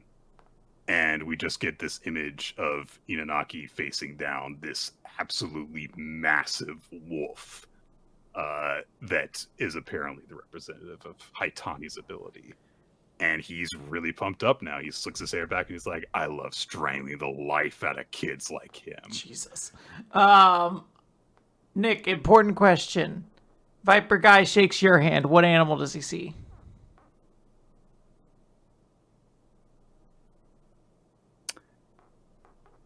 I feel like I might be a sloth. All right, that's fair. I'm thinking he shakes my hand. He just sees a Grookey, the little chip Pokemon from Gen 8. and I'm just using a stick to play a berry like a drum, and I'm kind of like not facing him. Like I'm kind of like there's very obvious blind spots to get me from him. My goodness. He was like, I don't even know how to read this, actually. He's like, I guess I have to kill her. I don't know. There's just too many lines that are showing me weak points on her body right now. Quinn, it's been 3 chapters. What do you think? Look. I will say I would like to keep reading this because I am so starved to get a sports manga in this magazine that I'm just willing to be heartbroken again, Nick. I don't know what it is. It's like that green wound is still fresh and new, but I'm still like, gotta get back at the saddle, you know, other fish in the sea. We gotta try it again. I'm ready to get hurt again, but I'm optimistic. I think this one has a chance. I'm quite enjoying reading through Embers, so even if it is like an 18 and done, which heaven forbid, I will gladly read 18 chapters of this and then say goodbye to it and cover it on the show. I think that we both have a really good time reading and talking about it, so yes, let's do this, and let's put our audience through another sports series. Come on, guys, here we go! They're like, just because you fuckers didn't like Blue Lock, you had to go to the Blue Lock that's nice. And I'm like, yes, I do want the Blue Lock that's nice. The Blue Lock that doesn't have, like, weird political undertones to it. The Blue Lock that doesn't have characters, like, slinging their tongue out of their mouth, and I'm supposed to be like, oh, it's his cool new form. But, Quinn, we have to move on now to Hima-Ten, or is it Hono-Ten, according to the chapter title of chapter number 30 of the series. No, I mean, it's called Hima-Ten, so she's not going to win, but all right. The chapter title is Hono-Ten. I know, I'm just saying, but it's still called Hima-Ten. They didn't replace it. It's not like that one episode of Clarissa Knows Best where it changed to Ferguson Knows Best because he was the one giving life lessons that episode. Do you not remember this episode, Nick? Remember this episode? What do you mean this episode? Do you not remember everything about Clarissa Knows Best, Melissa Joan Hart's hit series in the 90s? Wasn't it Clarissa Explains It All? Whatever, okay? Ferguson explained it all one time. You know what I mean? No, Quinn, I didn't watch Nickelodeon growing up. Well, this is a tragedy that I don't know how to fix. I didn't watch it until I was like 13 when I was too. And you weren't watching Clarissa Knows Best or Explains It All? This is why you have to understand that I have only ever found the Rugrats to be incredibly irritating. What? But they were all of us, Nick. We were all babies like that one day. I was never a baby like that, Quinn. Whoa, you didn't have little fucking, like, escape mechanisms that you pulled out and you walked around and did things? What part of my personality makes you think that I was amped up to get out of being able to sit in one place for a long time? You're right. The Rugrats didn't have a character like you, because no. and I think if they had, they wouldn't have gone on as many adventures. They would just be like, "Come on, Nikki, let's go on an adventure." No. Okay, we'll see you later. And then, but it's unfortunately a Nikki episode of Rugrats, so the camera just has to sit on you just playing with blocks. Yeah, picking your nose, doing whatever babies did. Yeah, I have no idea, but you did all of them. Oh, man. And eventually they just wrote me out of the series because obviously I was a massive ratings killer because that's... You'd be shocked. They put a lot of babies in that show. You're like, I don't know if this one needs to be here. Dill? We had enough pickles in this family, really. Those children were babies for 10 years. Something was wrong with them. Anyway, Hima-Ten! So, Himari is on the phone with Ianori, and she says, "Hey, why are you asking about like running new clients by me? Like, shouldn't this be like, you know, some sort of like worker confidentiality or whatever?" And he says, I just kind of wanted to check in with this. And she's like, "You shouldn't be telling me about any of your other clients." And he's like, "I know." But she says, "There's got to be something else you're calling me about, right?" And of course, he's shown up at the Kanai residence, and Honoka answers the door. She's dressed all cute and like in a nice shirt and dress, and she invites him inside, and he's like, "I can't believe I'm inside her house! Oh my god!" Honoka's mom is also there, and the house is sparkling clean. It is pristine, and so he looks around and is like, I mean, the living room looks great. What do you want me to work on? And Honoka's mother just says, "Yeah, she got really worried when she knew you were coming over and just cleaned the whole house because of that." And Iamori's like, "I mean, you said you needed me to come over to clean because your mom can't do it while she's hurt." And she says, "I don't want you to see our house when it's dirty." And Iamori just thinks that she's cute because he's got a big crush on her, of course. So he says, "Okay, I can work on the bathroom and the kitchen then." And she says, "I cleaned those extra to there early though. There's nothing to do." So Iamori's like, "All right, okay," and he's like kind of down about it because he got called over for this, and it's like, "Oh, I guess you don't need me." So he says, "All right, but I mean, I can cook you lunch, but that's like 3 hours from now. So is there anything else that I can help with?" So Hanoka's mother says, "Why don't you guys hang out in Hanoka's room?" And she says, "We'll still pay for your time." And Hanoka's embarrassed because, like, hey, Iamori's going to go into her room and stuff. But Iamori says, "Look, I can't just, like, hang out while I'm here. You guys are paying for my time. I'm here to work. Let me do something for you." He's got that professionalism to it, professional pride.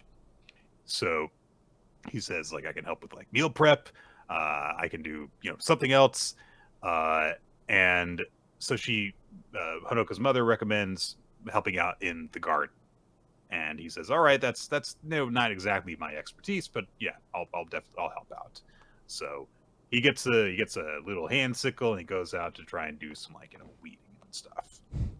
So Iamori and her mother are observing from inside, and she says, it's really hot outside." So Honoka brings him some tea to cool down after a bit of time. And Iamori, is like, "I promise I'll get, like, cleaned up before I come in to make, dinner for you." And she says, "I'm not worried about that." And, there's just, like, that awkwardness for a little bit. But Honoka says, like, "I'm sorry that I, like, cleaned everything, and that's why you're outside right now."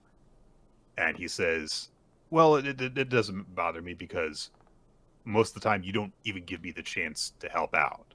Like, when we're class reps together, you wouldn't let me take the notebooks. You always want to carry half of them instead. You always want to split the work evenly. And I don't really have a lot of opportunities to help you. So while I've got one, I'm going to work as hard as I can." Aw. Honoka gets, embarrassed about that. She turns away, and Iamori realizes, oh, maybe I said something kind of embarrassing there. But they relax on the porch a little bit. It's an amusing thing because, I don't know, he's so worried about this, but it's also like, I think she's also very happy to have heard that, and you're just like, oh, like, he's misreading the reaction because she turns, but it's because she's like, oh my gosh, he's thinking about me. Yeah, it's like, no, buddy, you got it. You're doing great. Keep it up. Iamori really likes Honoka's house, and he says that he's always wanted to live in a house, and it's his dream to own one someday. So Iamori, secretly American. And Honoka says, like, wow, yeah, I guess that, like, this is kind of like a good time to study then. And Iamori is like, oh yeah, I need to, like, study good so I can get a good job in order to be able to afford a place like this. Yeah. Apparently, this is one of the blunt things that Honoko does, as it is given the sound effect of Honoblurt. Yes. So finally, meal prep time starts to happen. He is cutting those things real thin. So good. Vegetables should be tiny and imperceptible. He makes pot stickers with fried rice. There's lots of vegetables in the pot stickers, and Honoka eats it. It's really, really good. And she's like, "Oh, I really like them." And Iemori is proud of himself that he made them taste good. He's like, "Yes, I didn't add garlic," and she really liked it. Hooray! He's proud of himself. Day comes to an end, and so he asks if they're satisfied with his work, and of course Honoka's mother says yes. They thank him, and Iemori thinks it was just another normal job. But as he's stopping at the foyer to put his shoes on to go, Honoka squats down next to him, and she says, "Hey, you're done with your work now. You can come now, right, to my room?" Aww. So they do go to her room, and it is also immaculate. And of course, there's that awkwardness because Honoka's like, "I've never had a boy in my room before." And like, all right, calm down, guys. You're both too innocent. You're both too innocent. Yeah, one of you has to be a little bit more brazen here. And Honoka has something that she wanted to show Iemori, which is this thing about summer courses.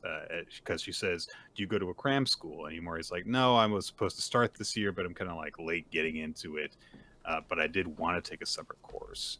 And then he realized "Oh, are you offering to refer me to this place?" And she says, "This is the cram school that I go to, and it'd be nice if we could go together. And I can help you with studying, and if you let me refer you, then you won't have to pay the admission fee." Aww. And Iemori says, "Yeah, that'd be great if you could do that."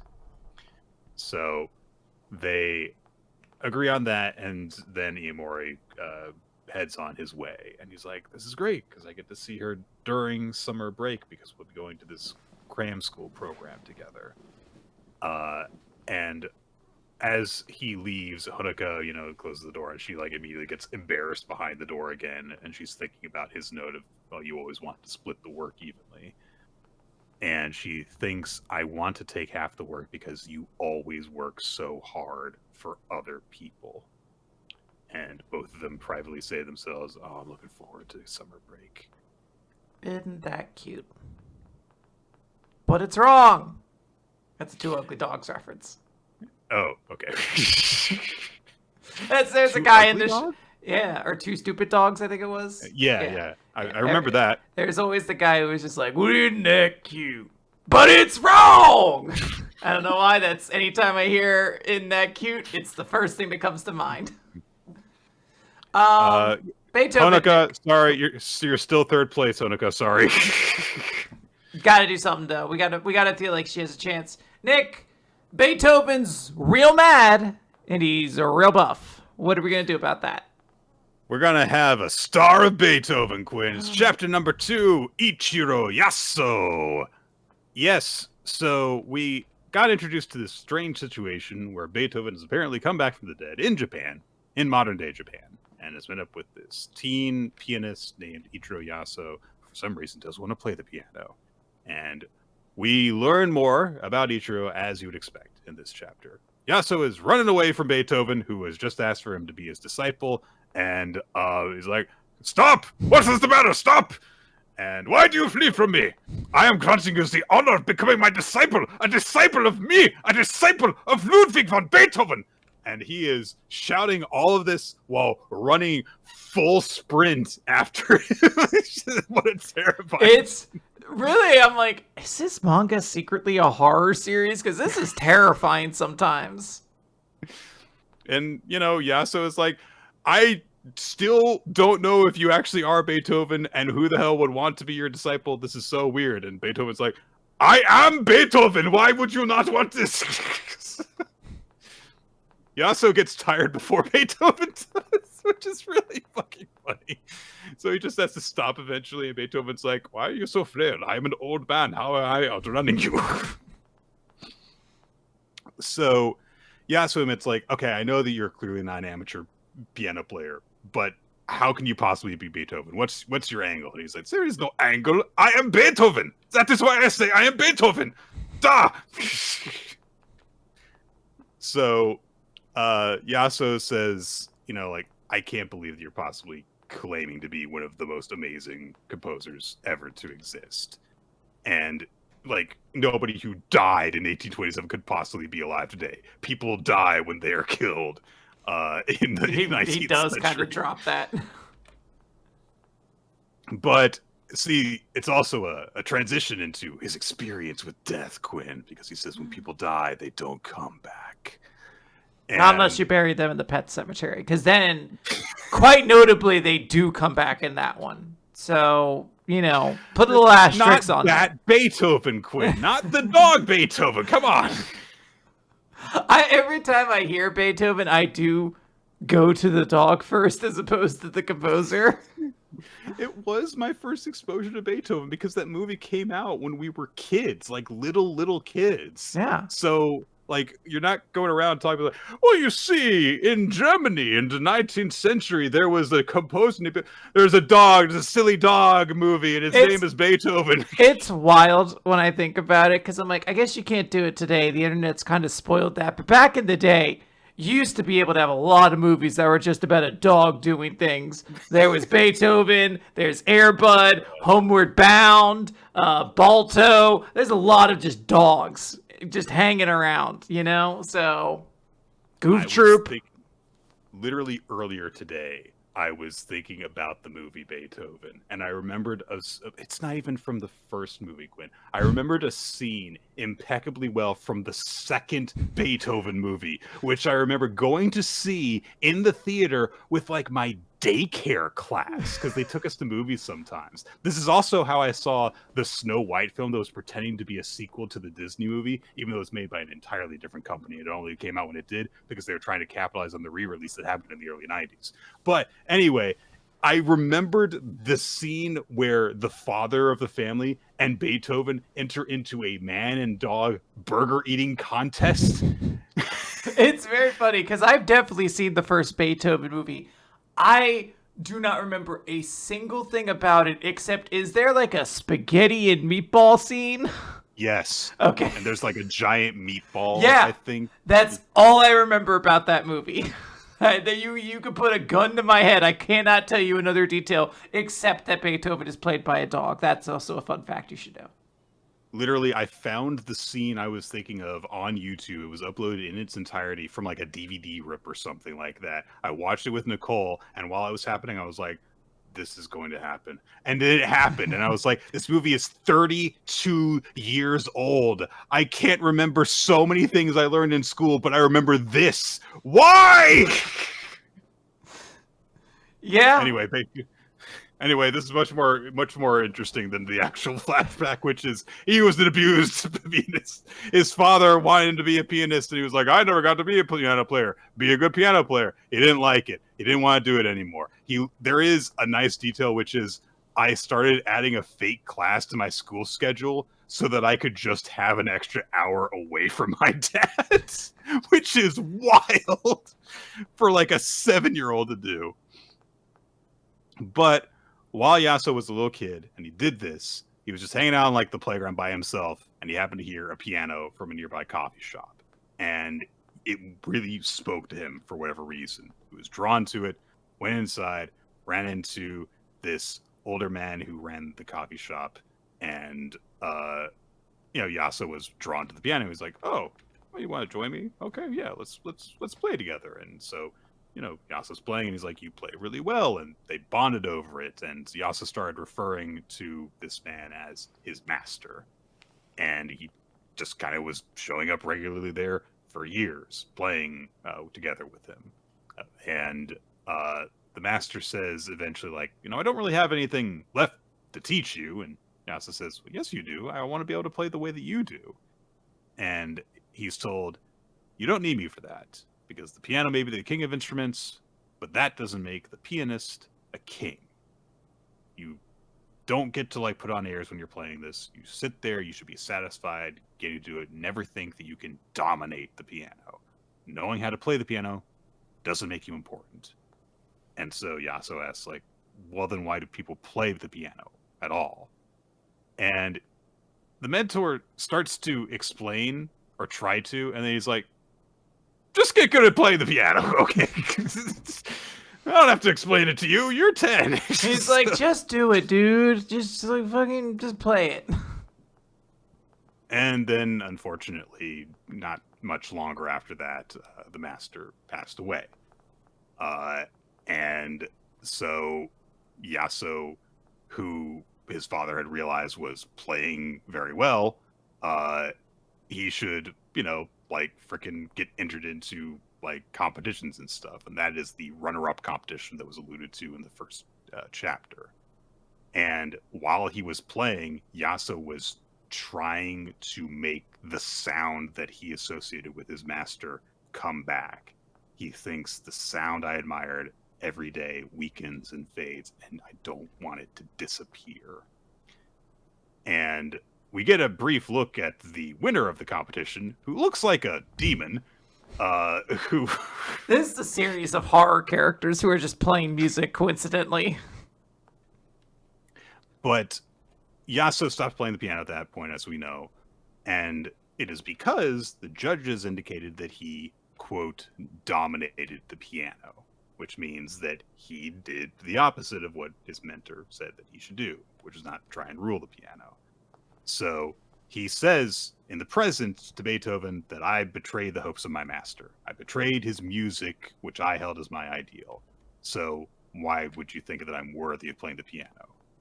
And Beethoven says, worthy? Oh, yes, if he is worthy. That is beyond extravagant. It's patently absurd. Is the piano a merchant, boy? If as a piano a merchant, it would curry favor with the rich, while turning its back on the poor. Is the piano then a promiscuous wench? If so, she would sing more sweetly to the beautiful, and never let the homely touch her keys. Thus we conclude it is not. The piano is an instrument, and thus, like all instruments, it was born to serve the God we call music. Like the love of God or the light of the stars, music rains down from above. One does not require status or wealth to play music, nor to hear it. Merely seek it and it is given. Knock on its door and it shall open. You claim to have betrayed music? The sheer absurdity! You worry that music will not forgive you. You think yourself so special that music seethes in resentment of what you have done? Are you truly so singular a man? Awesome little speech. I like how he's doing the Jeb Bush meme pose, though. Please clap. Yeah. Also, like, it's supposed to be like inspirational. This man has no pupils. What? Calm down. It's so distracting how buff he was. Like, is this like a historical thing? Like, was Beethoven like super shredded? Because I can't imagine it. So like, Did the creator of this series watch the Time Squad episode with Beethoven, where they had to stop him from being a professional wrestler instead of a pianist? It's wild. This is the second time I've talked about Time Squad so far this day. Really? Yeah, it was. Someone made Megas XLR reference to me earlier today, and I was like, Megas XLR, that and Time Squad were the two shows that Cartoon Network missed on back in the days. Although then I sat there, I was like, well, I remember the robot had a lot of gay jokes about it, and I don't remember if it was like Smithers gay jokes or if this was just 2000s bad gay jokes. I don't know. Oh. So who knows? It might not be a great show if I went back and watched it again. Yaso says he realizes like he's basically being told the same thing by Beethoven that his old mentor did. So he offers Beethoven, like, hey, do you have a place to stay tonight? And Beethoven says, no, I just woke up 200 years in the future in Japan. And so he's like, all right, you can stay with me for one night. But that does make you my mentor. But he thinks, I don't really believe that he's Beethoven, but if he's not, who the hell is he? And the way that I played piano with him, if that is something that Beethoven drew out of me, then this could be the beginning of my resurrection. What must be done to discover the hidden star within? All right. Fun stuff. Got a couple more series to get through here, though. So we have Sid Craft, Love is a Mystery, Case 12, An Extraordinary Day, and A Magnificent Noble Daughter's Life. So we start with Elio, who is being woken up by a contingent of maids that work there, and they're also like, "Good morning, milady, time to wake up, time to eat breakfast." And the response from Elio is just like, "I'm still freaking tired." And they're like, "Friggin'?" And she's like, nothing's the matter. It's a most fine morning, isn't it, everyone?" And they all are like, "Oh, she's so glorious. She's so great." Immediately the maids start fawning over her hair. They're like, "Oh, Lady Elio, you have such glorious, beautiful hair," basically. And your glorious hair with its perpetual cowlick. Yeah, and it's bright, shining sheen at all points and times of the day. Like, just woke incredible. up. God, I wish. She's like, "Oh yeah, I'm so flattered. A long time ago, someone complimented my hair, so I've come to love it." And she does note, though, she's like, "No, truth be told, if I was going to continue living as a guy, it would actually be much easier to cut all this off. This is a bad plan I'm doing." One of the attendants is like, "Oh, Lady Elio, you have horseback practice this afternoon." And she's like, "Actually, I'm going to go out today." And they're like, "Again?" But we don't really follow up with that. Next time we see Elio, she is inside of a carriage, and we are told that this is Elio Evelyn. She has 3 faces. One is that of the Count's beautiful and graceful daughter. Another is that of the captivating, best-selling romance novelist, Levi Olin. Levi Olin. And the last is that of the assistant to the great detective Sid Craft, the young boy known as Evelyn. So this woman came up with a pen name for herself to protect her identity when she became an author, but not when she became an undercover worker for a guy that she wanted to think of her as a guy. Yes. Okay. She has Steve, her attendant in the horse ride, Steve's the one dude who's in on this because someone needs to like basically do all this, carriage her somewhere and then pick her up later, essentially. So he's like, "Yep, I get it. No one else in the family is to know about this, but please don't do anything dangerous. If anything came to you, I'd feel really bad about it." And she goes, They would fire me. They would drag me over the coals. You know that rich people like you don't see people of my class as actual people, right? "All right, then, time to change into my usual attire and clock in for another bloody fine day of work."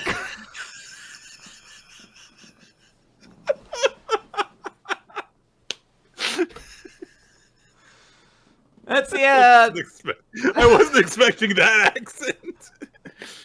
It's very weird. I'm not used to doing this form of a Cockney accent, so I was just like, where can we go easily? Steve, the important member of this group, says, "Language, young lady. If your family heard you talking like this, they'd all be floored." And she's in the middle of getting changed when there is suddenly a stolen carriage. It's a whole to-do.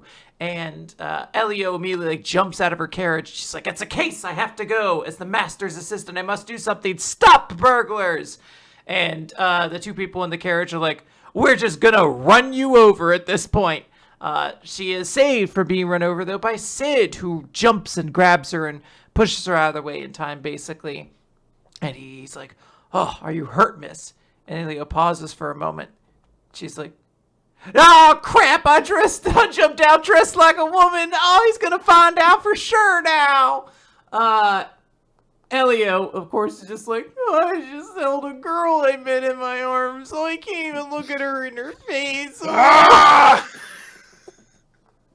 I think I'd just come if I looked at her a little bit longer, that's all." I'm going to kick this person in the chest. I don't like that I'm the most real person in this scenario that you could kick in the chest.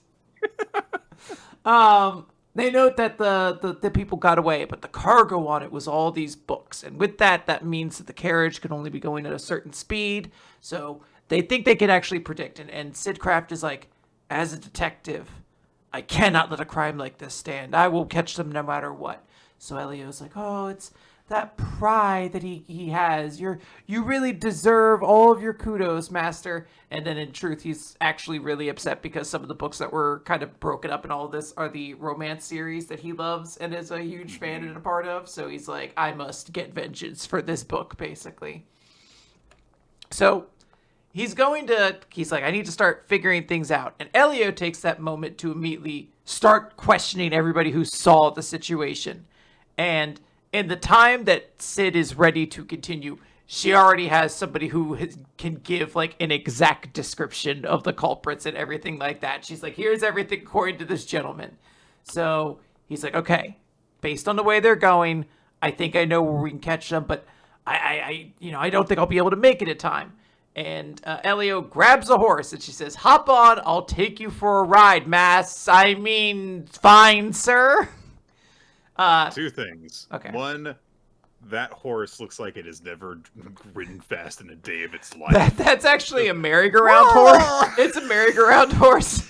It's not allowed to be out. This is actually very illegal. Secondly, I do really like that Elio is constantly holding her hand in her face to try and protect her identity. So she kind of accidentally strikes a lot of cool, dramatic poses because she's doing that. Yeah, she's like, hurry and get on here. No one must know. Also, it's Steve's horse. So she's like, hey, Steve, I'm borrowing the carriage horse. And that horse doesn't mind. That horse is like, Sid has a moment where he's like, oh, I can go alone. And Elio's like, hurry on and get on the goddamn horse. She didn't say that, but get on the horse. They're going pretty fast, and Elio's like, oh, hey, I advise you to hold on tight or you'll fall off. So Sid goes to reach around her stomach, and he's saying to himself, like, just clear your mind. It's okay. And he grabs her around the waist. Elio, in a moment of sheer embarrassment, goes like, and you're like, I wish I could just ignore it, but literally the scene stops there because the horse thought something was wrong. It was like, hey, everything all right back there? They manage to get there. They jump in front of the burglars. They capture them. It's all done off screen. We literally see Detective Souffle just like escorting them off afterwards. It all worked out very well. They didn't even take their bandanas away. Yeah. Like, they're allowed to keep wearing their masks for some reason. You're allowed to have your gimmick. You know, you can't take that away from them. How are we supposed to know they're the robbers otherwise? Exactly. So Elio is like, oh, I've gone overboard. There's no, like, what am I going to do if Sid finds out? And Sid's just like, thank you very much, miss. You showed some truly wonderful tact and all that. And she's like, nothing, governor, but it wasn't nothing at all, actually. And Sid's like, especially when you gathered so much info in such a short time, it was almost like my assistant was here. So Elio takes this moment with her face turned away, and she's like, and what's your assistant like? What are they to you? It's like, oh, well, I love, my assistant is valued. He's a super hard worker, and he gets along with everyone, and he brights up the room, and he's cheerful, and he has all these qualities that I don't have. And honestly, I think if he weren't around, I might have given up being a detective a long time ago. And I think I'm into guys. It's just... I never thought about it. But dudes' chests are kind of hot when you think about it, right? Haven't you ever thought about, like, just drinking an orange you've squeezed on their abs, God. This gets together with Luca, his very good mustached friend. He goes for a mustache ride, yeah. She says, you're wrong, master. I'm not an upfront person at all because all I do is lie. I've lied to get close to you. I was ready to abandon my gender. And even so, the only one thing I can't let go of. And Elio feels something in her hair. And she turns and Sid was brushing something out of her hair. And Sid's like, oh, it's not what you think. It's just that you're it's all my fault that you're covered in all these leaves. So I thought, and she's like, no, what is this guy's deal? What is this guy's deal, Quinn? He's charming, but he's like a nervous dork. No. What is this guy's deal? I can't make incidental contact with a woman while I'm saving her life from being trampled over. But without her fucking permission, I will run my hands through her hair. What the fuck's your deal, dude? It's romantic, Nick. No! Fair enough. Sid is apologizing. He's like, I just didn't want to see such pretty hair ruined. And then he's like, oh, wait. Actually, I think I may have seen you before. And Elio's like, I gotta go. Gotta bye-bye. He's like, no, wait, no. It's because I was weird, isn't it? Aw. And she rides off. And the end of the chapter is Elio back home. She's having her hair brushed by one of her attendants. And they're like, you seem happy. Did something happen? And she's like, yes, something nice did happen. And she's remembering how when she met Elio back in the day and he saved her from being accused, he complimented her hair. He gave her like a handkerchief. And he's like, here, use this. I would hate to see your pretty hair ruined. And Elio still has the handkerchief with her, and she's thinking to herself, she's like, I'm such a friggin' fool getting so happy over something so insignificant like that. My head's in a constant daze, I can't even think straight. Oh shit, I freaking forgot about going to work! And yeah, the chapter ends. That is a very funny joke to end on, honestly. The chapter ends with Sid being like, Elio didn't show up today. I hope everything's okay. Oh, yeah. Oh, I really don't like Sid, the character. I just hate him so much. I find him so irritating. Do you want me to use a different voice for him? Does that add to the annoyance? It's not going to make it better if you change it. You just remind me of the hatred that's boiling there constantly whenever I have to deal with it, which is all the time when we talk about this series. I had a realization while I was like, after I read this, which is like, this is just a weird form of like sexism that Sid operates under, which is like, oh, I can't touch a girl at all whatsoever. And it's like, oh, he's supposed to be a sweet and innocent boy. It's like, no, he doesn't see them as people because he does that. That really annoys me because in his better moments, you see that he has like all this insight about these people, and that's why they're drawn to him, is that he sees them the way no one else does. But his default state around women is just like, ah! And it's like, and we know for a fact that he's totally fine around Elio while Elio's pretending to be a guy. So it is just like the filter that goes on around him when he's around one that he perceives to be female, which really annoys me. Ultimate Exorcist Kiyoshi. Yeah! Chapter 32, the fifth demon lord, Baku Yoraku. Saruki cut up the hand last chapter, and yes. Everyone's falling from the sky. That one 10th demon lord that we saw before, he's looking around and being like, man, Cross Paladin's really strong, so I better just deal with these small fry really quick. Goes to crush the shield guy that was introduced before, and Kurogane shows up, blocks the punch, and immediately destroys him, kicks his head off with one blow.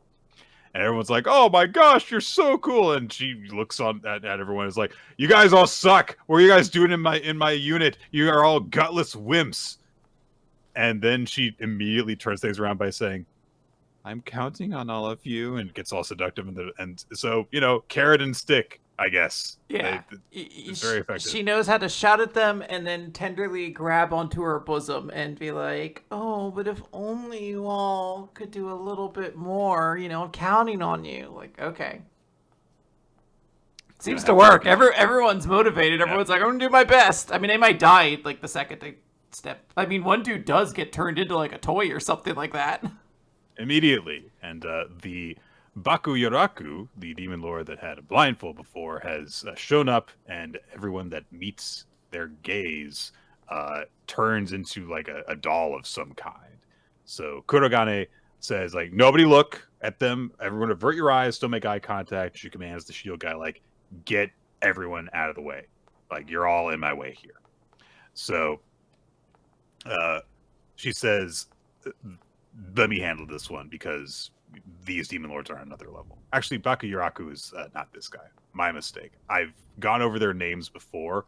I've not memorized them. Well, it's not easy when they don't have memorable names like Yoko Ono. Yoko Ono, who is facing down against actual Bakuyaraku, which is the six-eyed guy who was there before. And she says, Bakuyaraku's like, I've sensed a mighty warrior, but all I see is a little girl. And Yoko Ono's like, can someone please give me another character trait, please? This poor kid is just like, I'm a grown adult. Like, I have like dreams and goals of my own ambition. I'm not just a small person, please. A bunch of the other members of Sanguis show up. They're all like very punk-looking guys with vicious weapons. One of them looks like literally Jason Voorhees. And Bakuyaraku's like, all right, come at me. And they all attack him at once, and we get to see his eyes like moving around and watching all of them in different directions. And then he just goes, bah! And blasts them all away. Immediately takes down the three guys who showed up to help Yoko Ono and knocks her backwards. Akari is observing everything and while she's helping with the evacuation, and what her brother is like, hey, you can't do anything here, but she's like, yeah, I'm gonna go help. So Yoko continues to fight Bakuyaraku, manages to get some hits in on him, but he says, you're too soft, and he smashes her with his trident. Yes. Whenever I see a demon, I'm tempted to call it a pitchfork, but it's a trident. So We can call it a pitchfork. Who's the police that are going to stop us, huh? Oh, the pitchfork police. Oh, they're alliterative. We're in danger. They have authority, you say. More authority than most government agencies. Oh, my. Well, I'm going to prison, I guess. They insisted calling it that. Yeah, Nick, apparently I'm going to Guantanamo? Apparently you don't fuck with the pitchfork people. Bakuyaraku goes to finish off Yoko Ono by stabbing her with his pitchfork, but he gets blasted in the face by an exorcist blast, and Akari is there to help out. And she says, look, when I was at the gates of hell, I was told to protect everyone, no matter what. And hey, her fellow exorcist qualifies, not just, the citizens that she's helping out. So that gives Yoko Ono a bit of a boost, and she's like, yeah, okay, we're gonna counterattack, let's do this. But before she can do that, Bakuyaraku turns on Akari, goes for her, and she starts to say, "Is like, hey, I'm an exorcist," and she starts to blast him, and he just grabs her and says, "We were fighting over here like men. How dare you?" Goes to stab her. And just when it looks like she's going to be skewered, suddenly a massive black clawed hand smashes Bakuyaraku in the face and knocks him away. And this smoking demonic form starts crawling forward and grabs onto like a couple of buildings nearby and slingshots into the air and then lands. And it's Nehan. And he's cloaked in the ghostly garb of Jack-Joe. And he's got this weird bisecting spear thing. And he says, from now on, you're fighting us. And yeah, it seems as though that training has paid off because Nehan and Jack-Joe have somehow combined. He's got two different kinds of socks on. Oh, he does. You're right. I didn't notice that. Yeah. I think this is fine. I'm glad we're going to see Nehan and Jack-Joe's stuff. I just wish it didn't come at the expense of like two of the only female characters in this series who we're fine. Kind of had to look like dog shit in comparison, but whatever. It's, I'm used to it, I guess. What are you going to do? Yeah. All right, Nick, we have Marriagetoxin. It's chapter 117. I've got this. Oh, okay. So, young Ariana is still being looked after by the Windwheel clan. The first girl who showed up before to guard for her is just curled up on the mat next to her, fast asleep, while Kazuma is looking over her. And so he's like, she's like, tell me a bedtime story. A brutal and bloody bedtime story. I'm not going to bed. So Kazuma says, all right then. Okay, how about I tell you the story of my great-grandpa? I originally came from the Wind Clan. which had a rocky relationship with the other clans. And there was a war over the rest of the specialist world over 100 years ago. And he says that there were all these battles, which only the truly gifted remained. And decades of strife carried on. And in the thick of that, a certain wind user gave birth to a catastrophic genius, Kazuya Amagi, the Wind God, who has incredible altered lineage abilities, but on top of that, an insatiable bloodlust. And many, many people perished in his hands, numbered to be over 9,000. Over 9,000. Let Yeah. the meme here. It had to be intentional, right? Why else would you It's- specifically say 9,000? It's said that to this day, he has the record for most kills by a single specialist, which, when you consider the type of killing that specialists do, that makes sense. Assassins don't tend to have scores and scores of people that they're killing. The other top 5 families decided that something had to be done about this, and so the tops of those families went to hunt him down. One of them managed to inflict a fatal wound on their target in exchange for his life, and this was the Beast family head, who was struck down at the same time that their elephant shot out a jet of water that cut off the guy's It's arm. kind of metal, and I love that the elephant didn't die. Yeah, the elephant's fine, obviously. So, he was fatally wounded and had to flee.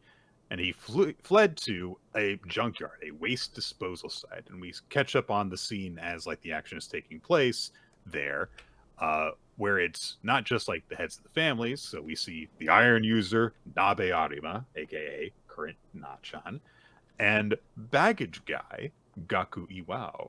Not one of the users, he's just there to carry the bags. Kirishima, whose clan is not revealed at this time, because we want to, Save not some just for drop later. all the clans, yeah. And the fire user, Haibe Kurokawa, as in that guy who was a big jerk and then died recently. So, he's just a little kid at this point, it seems. Like, he looks like he might just be 10. And he very impatiently is like, all right, let's just kill this guy, and starts setting the junk piles on fire with his abilities. And causes a bunch of like smoke and soot to get everywhere. Nabe gets mad at him over that, and he's obviously like doesn't give a shit. So they're about to fight, and Gaku gets in the way to stop them. She just now turns her wrath on him, and Nabe pulls her sword and goes to strike him, and he catches the blade in his hands and stops it. And he apologizes and says, I will die at your word, but can you please wait until I have exacted my revenge? I hope you can grant me this one request. And she's put off by this, but then there's someone laughing at them, which is the last of the 5 users that have come after the Wind God, which is Hirara Gero, as in our Gero's ancestor. And she's just amused by the situation, and she just says, this kind of job isn't so bad from time to time. Very casual about everything. Does not seem to be put off by any of this. Yes. Haibe approaches the body of the Wind God as he's very clearly been beaten up. He gets decked immediately. And then Wind starts sweeping up the piles of junk and forming into like massive balls of metal and everything. At this point, the Wind God's arm and leg have been ripped off. And he's still insanely dangerous. He's on the verge of death, but he's just going to drop these massive chunks of metal on them. So Nabe goes to strike him down, and it's like, I'm just going to cut through this guy. But all of a sudden, he just explodes in blood. Blood just comes out of every orifice of his face. And we pan back to see that these tendrils have coiled up from the ground and snagged him, and flowers are starting to bloom from his body as Kirara has finished him off. And the Wind God's not quite dead yet. He laughs and says, why y'all gotta be so cold? Let's all go together. And all that junk that he had his wind, picking up, starts to fall on them. The way that gravity works. So they're all going to get crushed by it. Nabe realizes, like, I can't just deflect all of these. And she thinks, I'm just going to be crushed. And she starts to, come to terms with that. But as the junk crashes down around her, Iwao has put himself in the way, and he is shielding her body with his as they're buried underneath all the junk. And he says, thank goodness, I'm glad that you're alive. And Nabe starts to get really teary-eyed as this is happening. And to end the chapter, we cut back to the present to see that Nabe has been relaying this story to everyone in the group. And Kinosaki is like, "Oh, and did you end up with your first love?" He's just really gushing over this. And Hikaru Gero is like, "This is a really big event in the history of specialists. Why are they gushing over it like a love story?" Yeah, everyone is. You're the one missing the point, Gero. This is a love story. Nabe's framing it that way. Well, it's interesting because it's a story told through two different perspectives, but it's just the same story. So Kazuma is also, I guess, framing this like a love story. Yes. But I do like that Gero's like, this is a very historically significant moment in the times of the families. That's my grandma you're talking about. Yeah. So Kirara is still alive at this time too. Still an influential figure in the present of the story. So I guess that specialists, if they don't die in combat, they live forever because this is like 100 years ago or something. Yeah. Fun chapter. I like the punchline at the end, and it was nice to see little bits of lore being dropped in as well. Yes. All right, Nick, we have a new Exorcist to talk about. It's chapter 86, A New Mother. All right. So we see that Captain Fujino is watching a children's show. He's eccentric, Quinn. It's funny because it's called Mochi Man, so it's like a real Mochi young kid Man. show. Yeah, with the little cartoonish guys fighting aliens and stuff. The captain is informed that there is an intruder. By the coolest looking person here. Can we just note she has a cool design? It's not anything really, but like everyone here looks so stupid usually that this character is like miles ahead of everyone else right now. I'm dressed professionally and I'm wearing a face mask. I'm the coolest person in the room. By default. So, the barrier and intercept cells have been like shut off. They also don't have external communication. She says that, yeah, we're trying to redeploy the barrier. Raisei, Fujino, and 2 level 4s. There's an entity that appears to be Gasha Dokuro who has shown up as well. And they're on the back of a giant Shikigami holding position. All right. All that's happened. All right. They say, like, let's release the Tama-Odo squad. But then someone speaks up and says, hold on. The Gasha Dokuro contractor must be Raisei, who is contracted to Kasha too, which means that neither of them are going to have that much power. So I'll go. And he holds out a thing. It's a very, very tiny sword, I think. Like, it's a sword with a regular sized like handle, but like no blade, I think. I don't care. I don't care. It'll be explained to us eventually. This dude's gonna fight. I don't know who he is. I don't know who this man is, and he's gonna fight, and it's a big deal. Meanwhile, Gakuro has woken up with Kyokatsu. That's it. And so Gakuro's like, but Shiroha is contracted to Kyokatsu. And so Kyokatsu, the girl Kyokatsu, says, like, I'll explain. And so they walk through this weird facility, and she says, the spirit that was synthesized by the Fujino family, and they made tens of thousands of failures before that, and I am one of the failures. And the Kyokatsu is the success, the ultimate weapon of the Fujino family. It'll be weird if you know both of us as Kyokatsu, so you can call me Lil Kyoko. And I do like that Gakuro starts to say, not Lil Kyoko. All right, Lil Kyoko. And then Kyoko gets embarrassed when he says that, I guess. You can't do that. Guess. Yeah. All right. So they head off, and then Gakuro smells blood as they're just going through a hallway with lots and lots of dead children. And Kyoko's like, yeah, I haven't cleaned up all these Fujino kids. Yeah. It's so wild that this is what this series is. They just walk into a hallway of blood and dead children.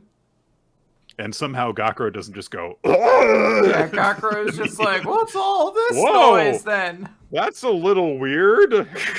All these dead children. Wow. It's great because we know what Gakuro, like, there's one thing he could pay attention to, but he doesn't, he's like terrified of women. So like, he like sees little Kyoko walking. He's like, well, I don't want to be rude and stare at her, so I guess I'll just look at these grisly murders that have occurred around me.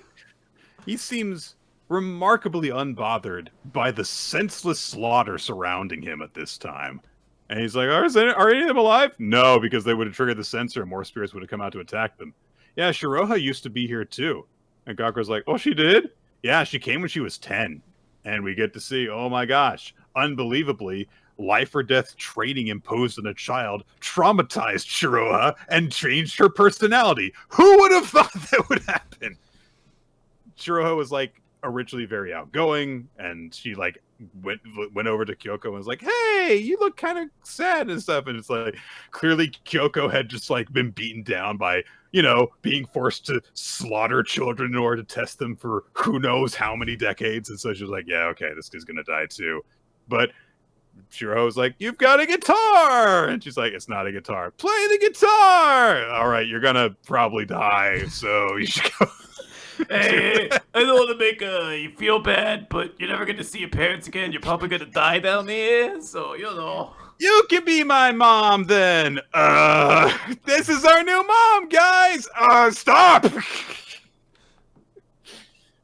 So, as a result of that, Kyoko was like, you started to actually care about who the children were when I had the responsibility of motherhood foisted upon me against my will, which is very similar to the thing we saw the one level spirit do before we came here. Never mind. So Kyoko, this says like, at that point I started actually caring about the kids and wanting to leave this place and get out of here. And even the people who survived the tests started to just completely lose themselves. And so like she starts remarking like there was Shira the crybaby, and there's the kid who's just completely dead-faced. There was the strong-willed Itsuho. That kid's dead. And then there's Yatsui, who was always kind to others. He is biting another one of the test subjects. He's so vicious. And Shiroha, who was more energetic than anyone and supported them all. And she's just completely lost all of her individuality and all of her enthusiasm and free will.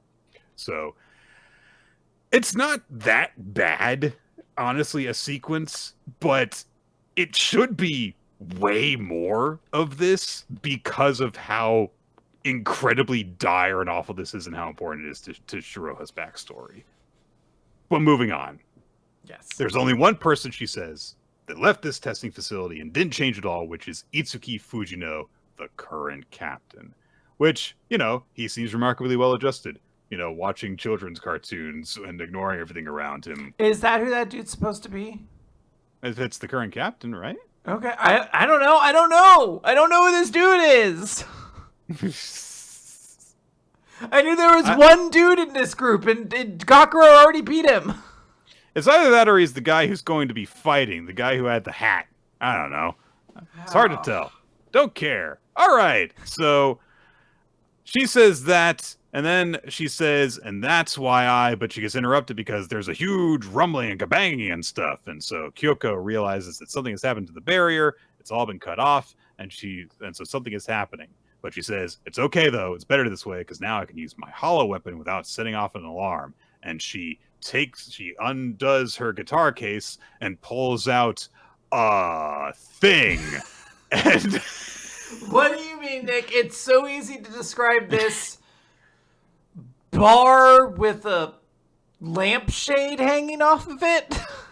It's called Hatago Moku Moku.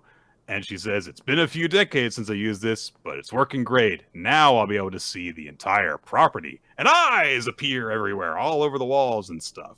and she can see something happening outside, and she realizes the Fujino estate is under attack by some sort of big bird type thing, and it wants to get to Sesame Street. And Gakura realizes, oh, wait a minute, that's bad. And so Kyoko says Itsuki Fujino is fighting it. Worst case scenario, they're gonna raise the mansion and kill everybody. And yep, Gashidokuro is there and is fighting Itsuki, and there's stuff happening. And yeah. Yep. It sure is. All right. I feel bad, but I really don't have anything to add. I guess I forgot that dude existed or something. So yeah, I guess him fighting against that other dude's going to be real cool. It's going to be crazy. Yes. All right, so Akane-banashi, story 146. I'm back. Before Akane's performance, Kashio is met up with Gakumon in the crowd, and they just kind of want to see, how Akane has grown in the intervening 3 years since they last saw her in Japan. The apprentice that we've seen before, they're all observing, waiting to see the reactions, because of course the deck has been stacked against Akane to make things very awkward for her, because fucking everyone has been turned against her. And but she goes out, looks all poised and confident, looks out into the crowd, and she seems struck for a second, and she pauses before sitting down. And so as a result of that, Rien thinks oh, it worked. I've rattled her. And so everyone's like, oh my god, did she forget her lines? But Akane's just thinking to herself, now it feels real. I'm back. I'm back in Japan, and I'm at a Rakugo venue. So she crouches down to take her place, picks up her fan, and she starts launching into her introduction, talking about how the arts were all the rage, and there were different schools, and some more unusual than others. And so she starts doing a conversation between two people, one saying, oh, you never learn anything new. And someone says, oh, I'm going to do something. I'm going to learn how to yawn. The story is called Yawning Lessons, where there is a yawning institute that teaches you how to yawn effectively. And so she starts speaking about how, you might be a beginner yawner. You only know weak yawns, in which case I will teach you one of the traditional seasonal yawns, the summer yawn. And so she says, use your imagination. There's a boat moored at the shore of the Sumida River near the famous pine tree of Asakusa. The boatman at the helm hangs his head as he nods off. The late afternoon sun beats down. A wind trickles across the river water. The tobacco smoke wafts softly. The river waves lap against the side. And the boatman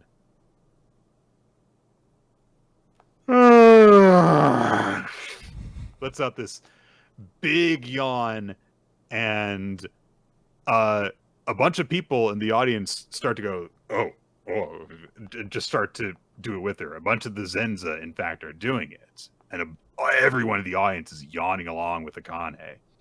At which point Akane goes, guys, you don't need to yawn with me. It's interrupting the performance. You don't have to do that. Switch gets a big laugh. And Kashio is amazed about it. She just developed this incredibly cozy atmosphere with this wonderful description, and she pulled it off thanks to that expressiveness that she honed. And Gakumon reflects on a conversation that he had asking Akane about her practice, and she says, I think recently I figured out why he ordered me to go overseas to train. And that is the note that we end the chapter on.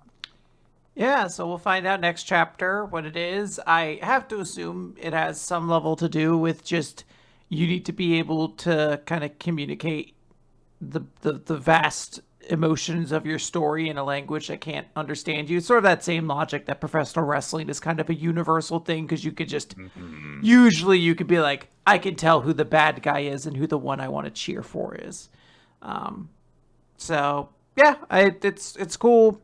We're seeing Akane do her stuff again. It's nice.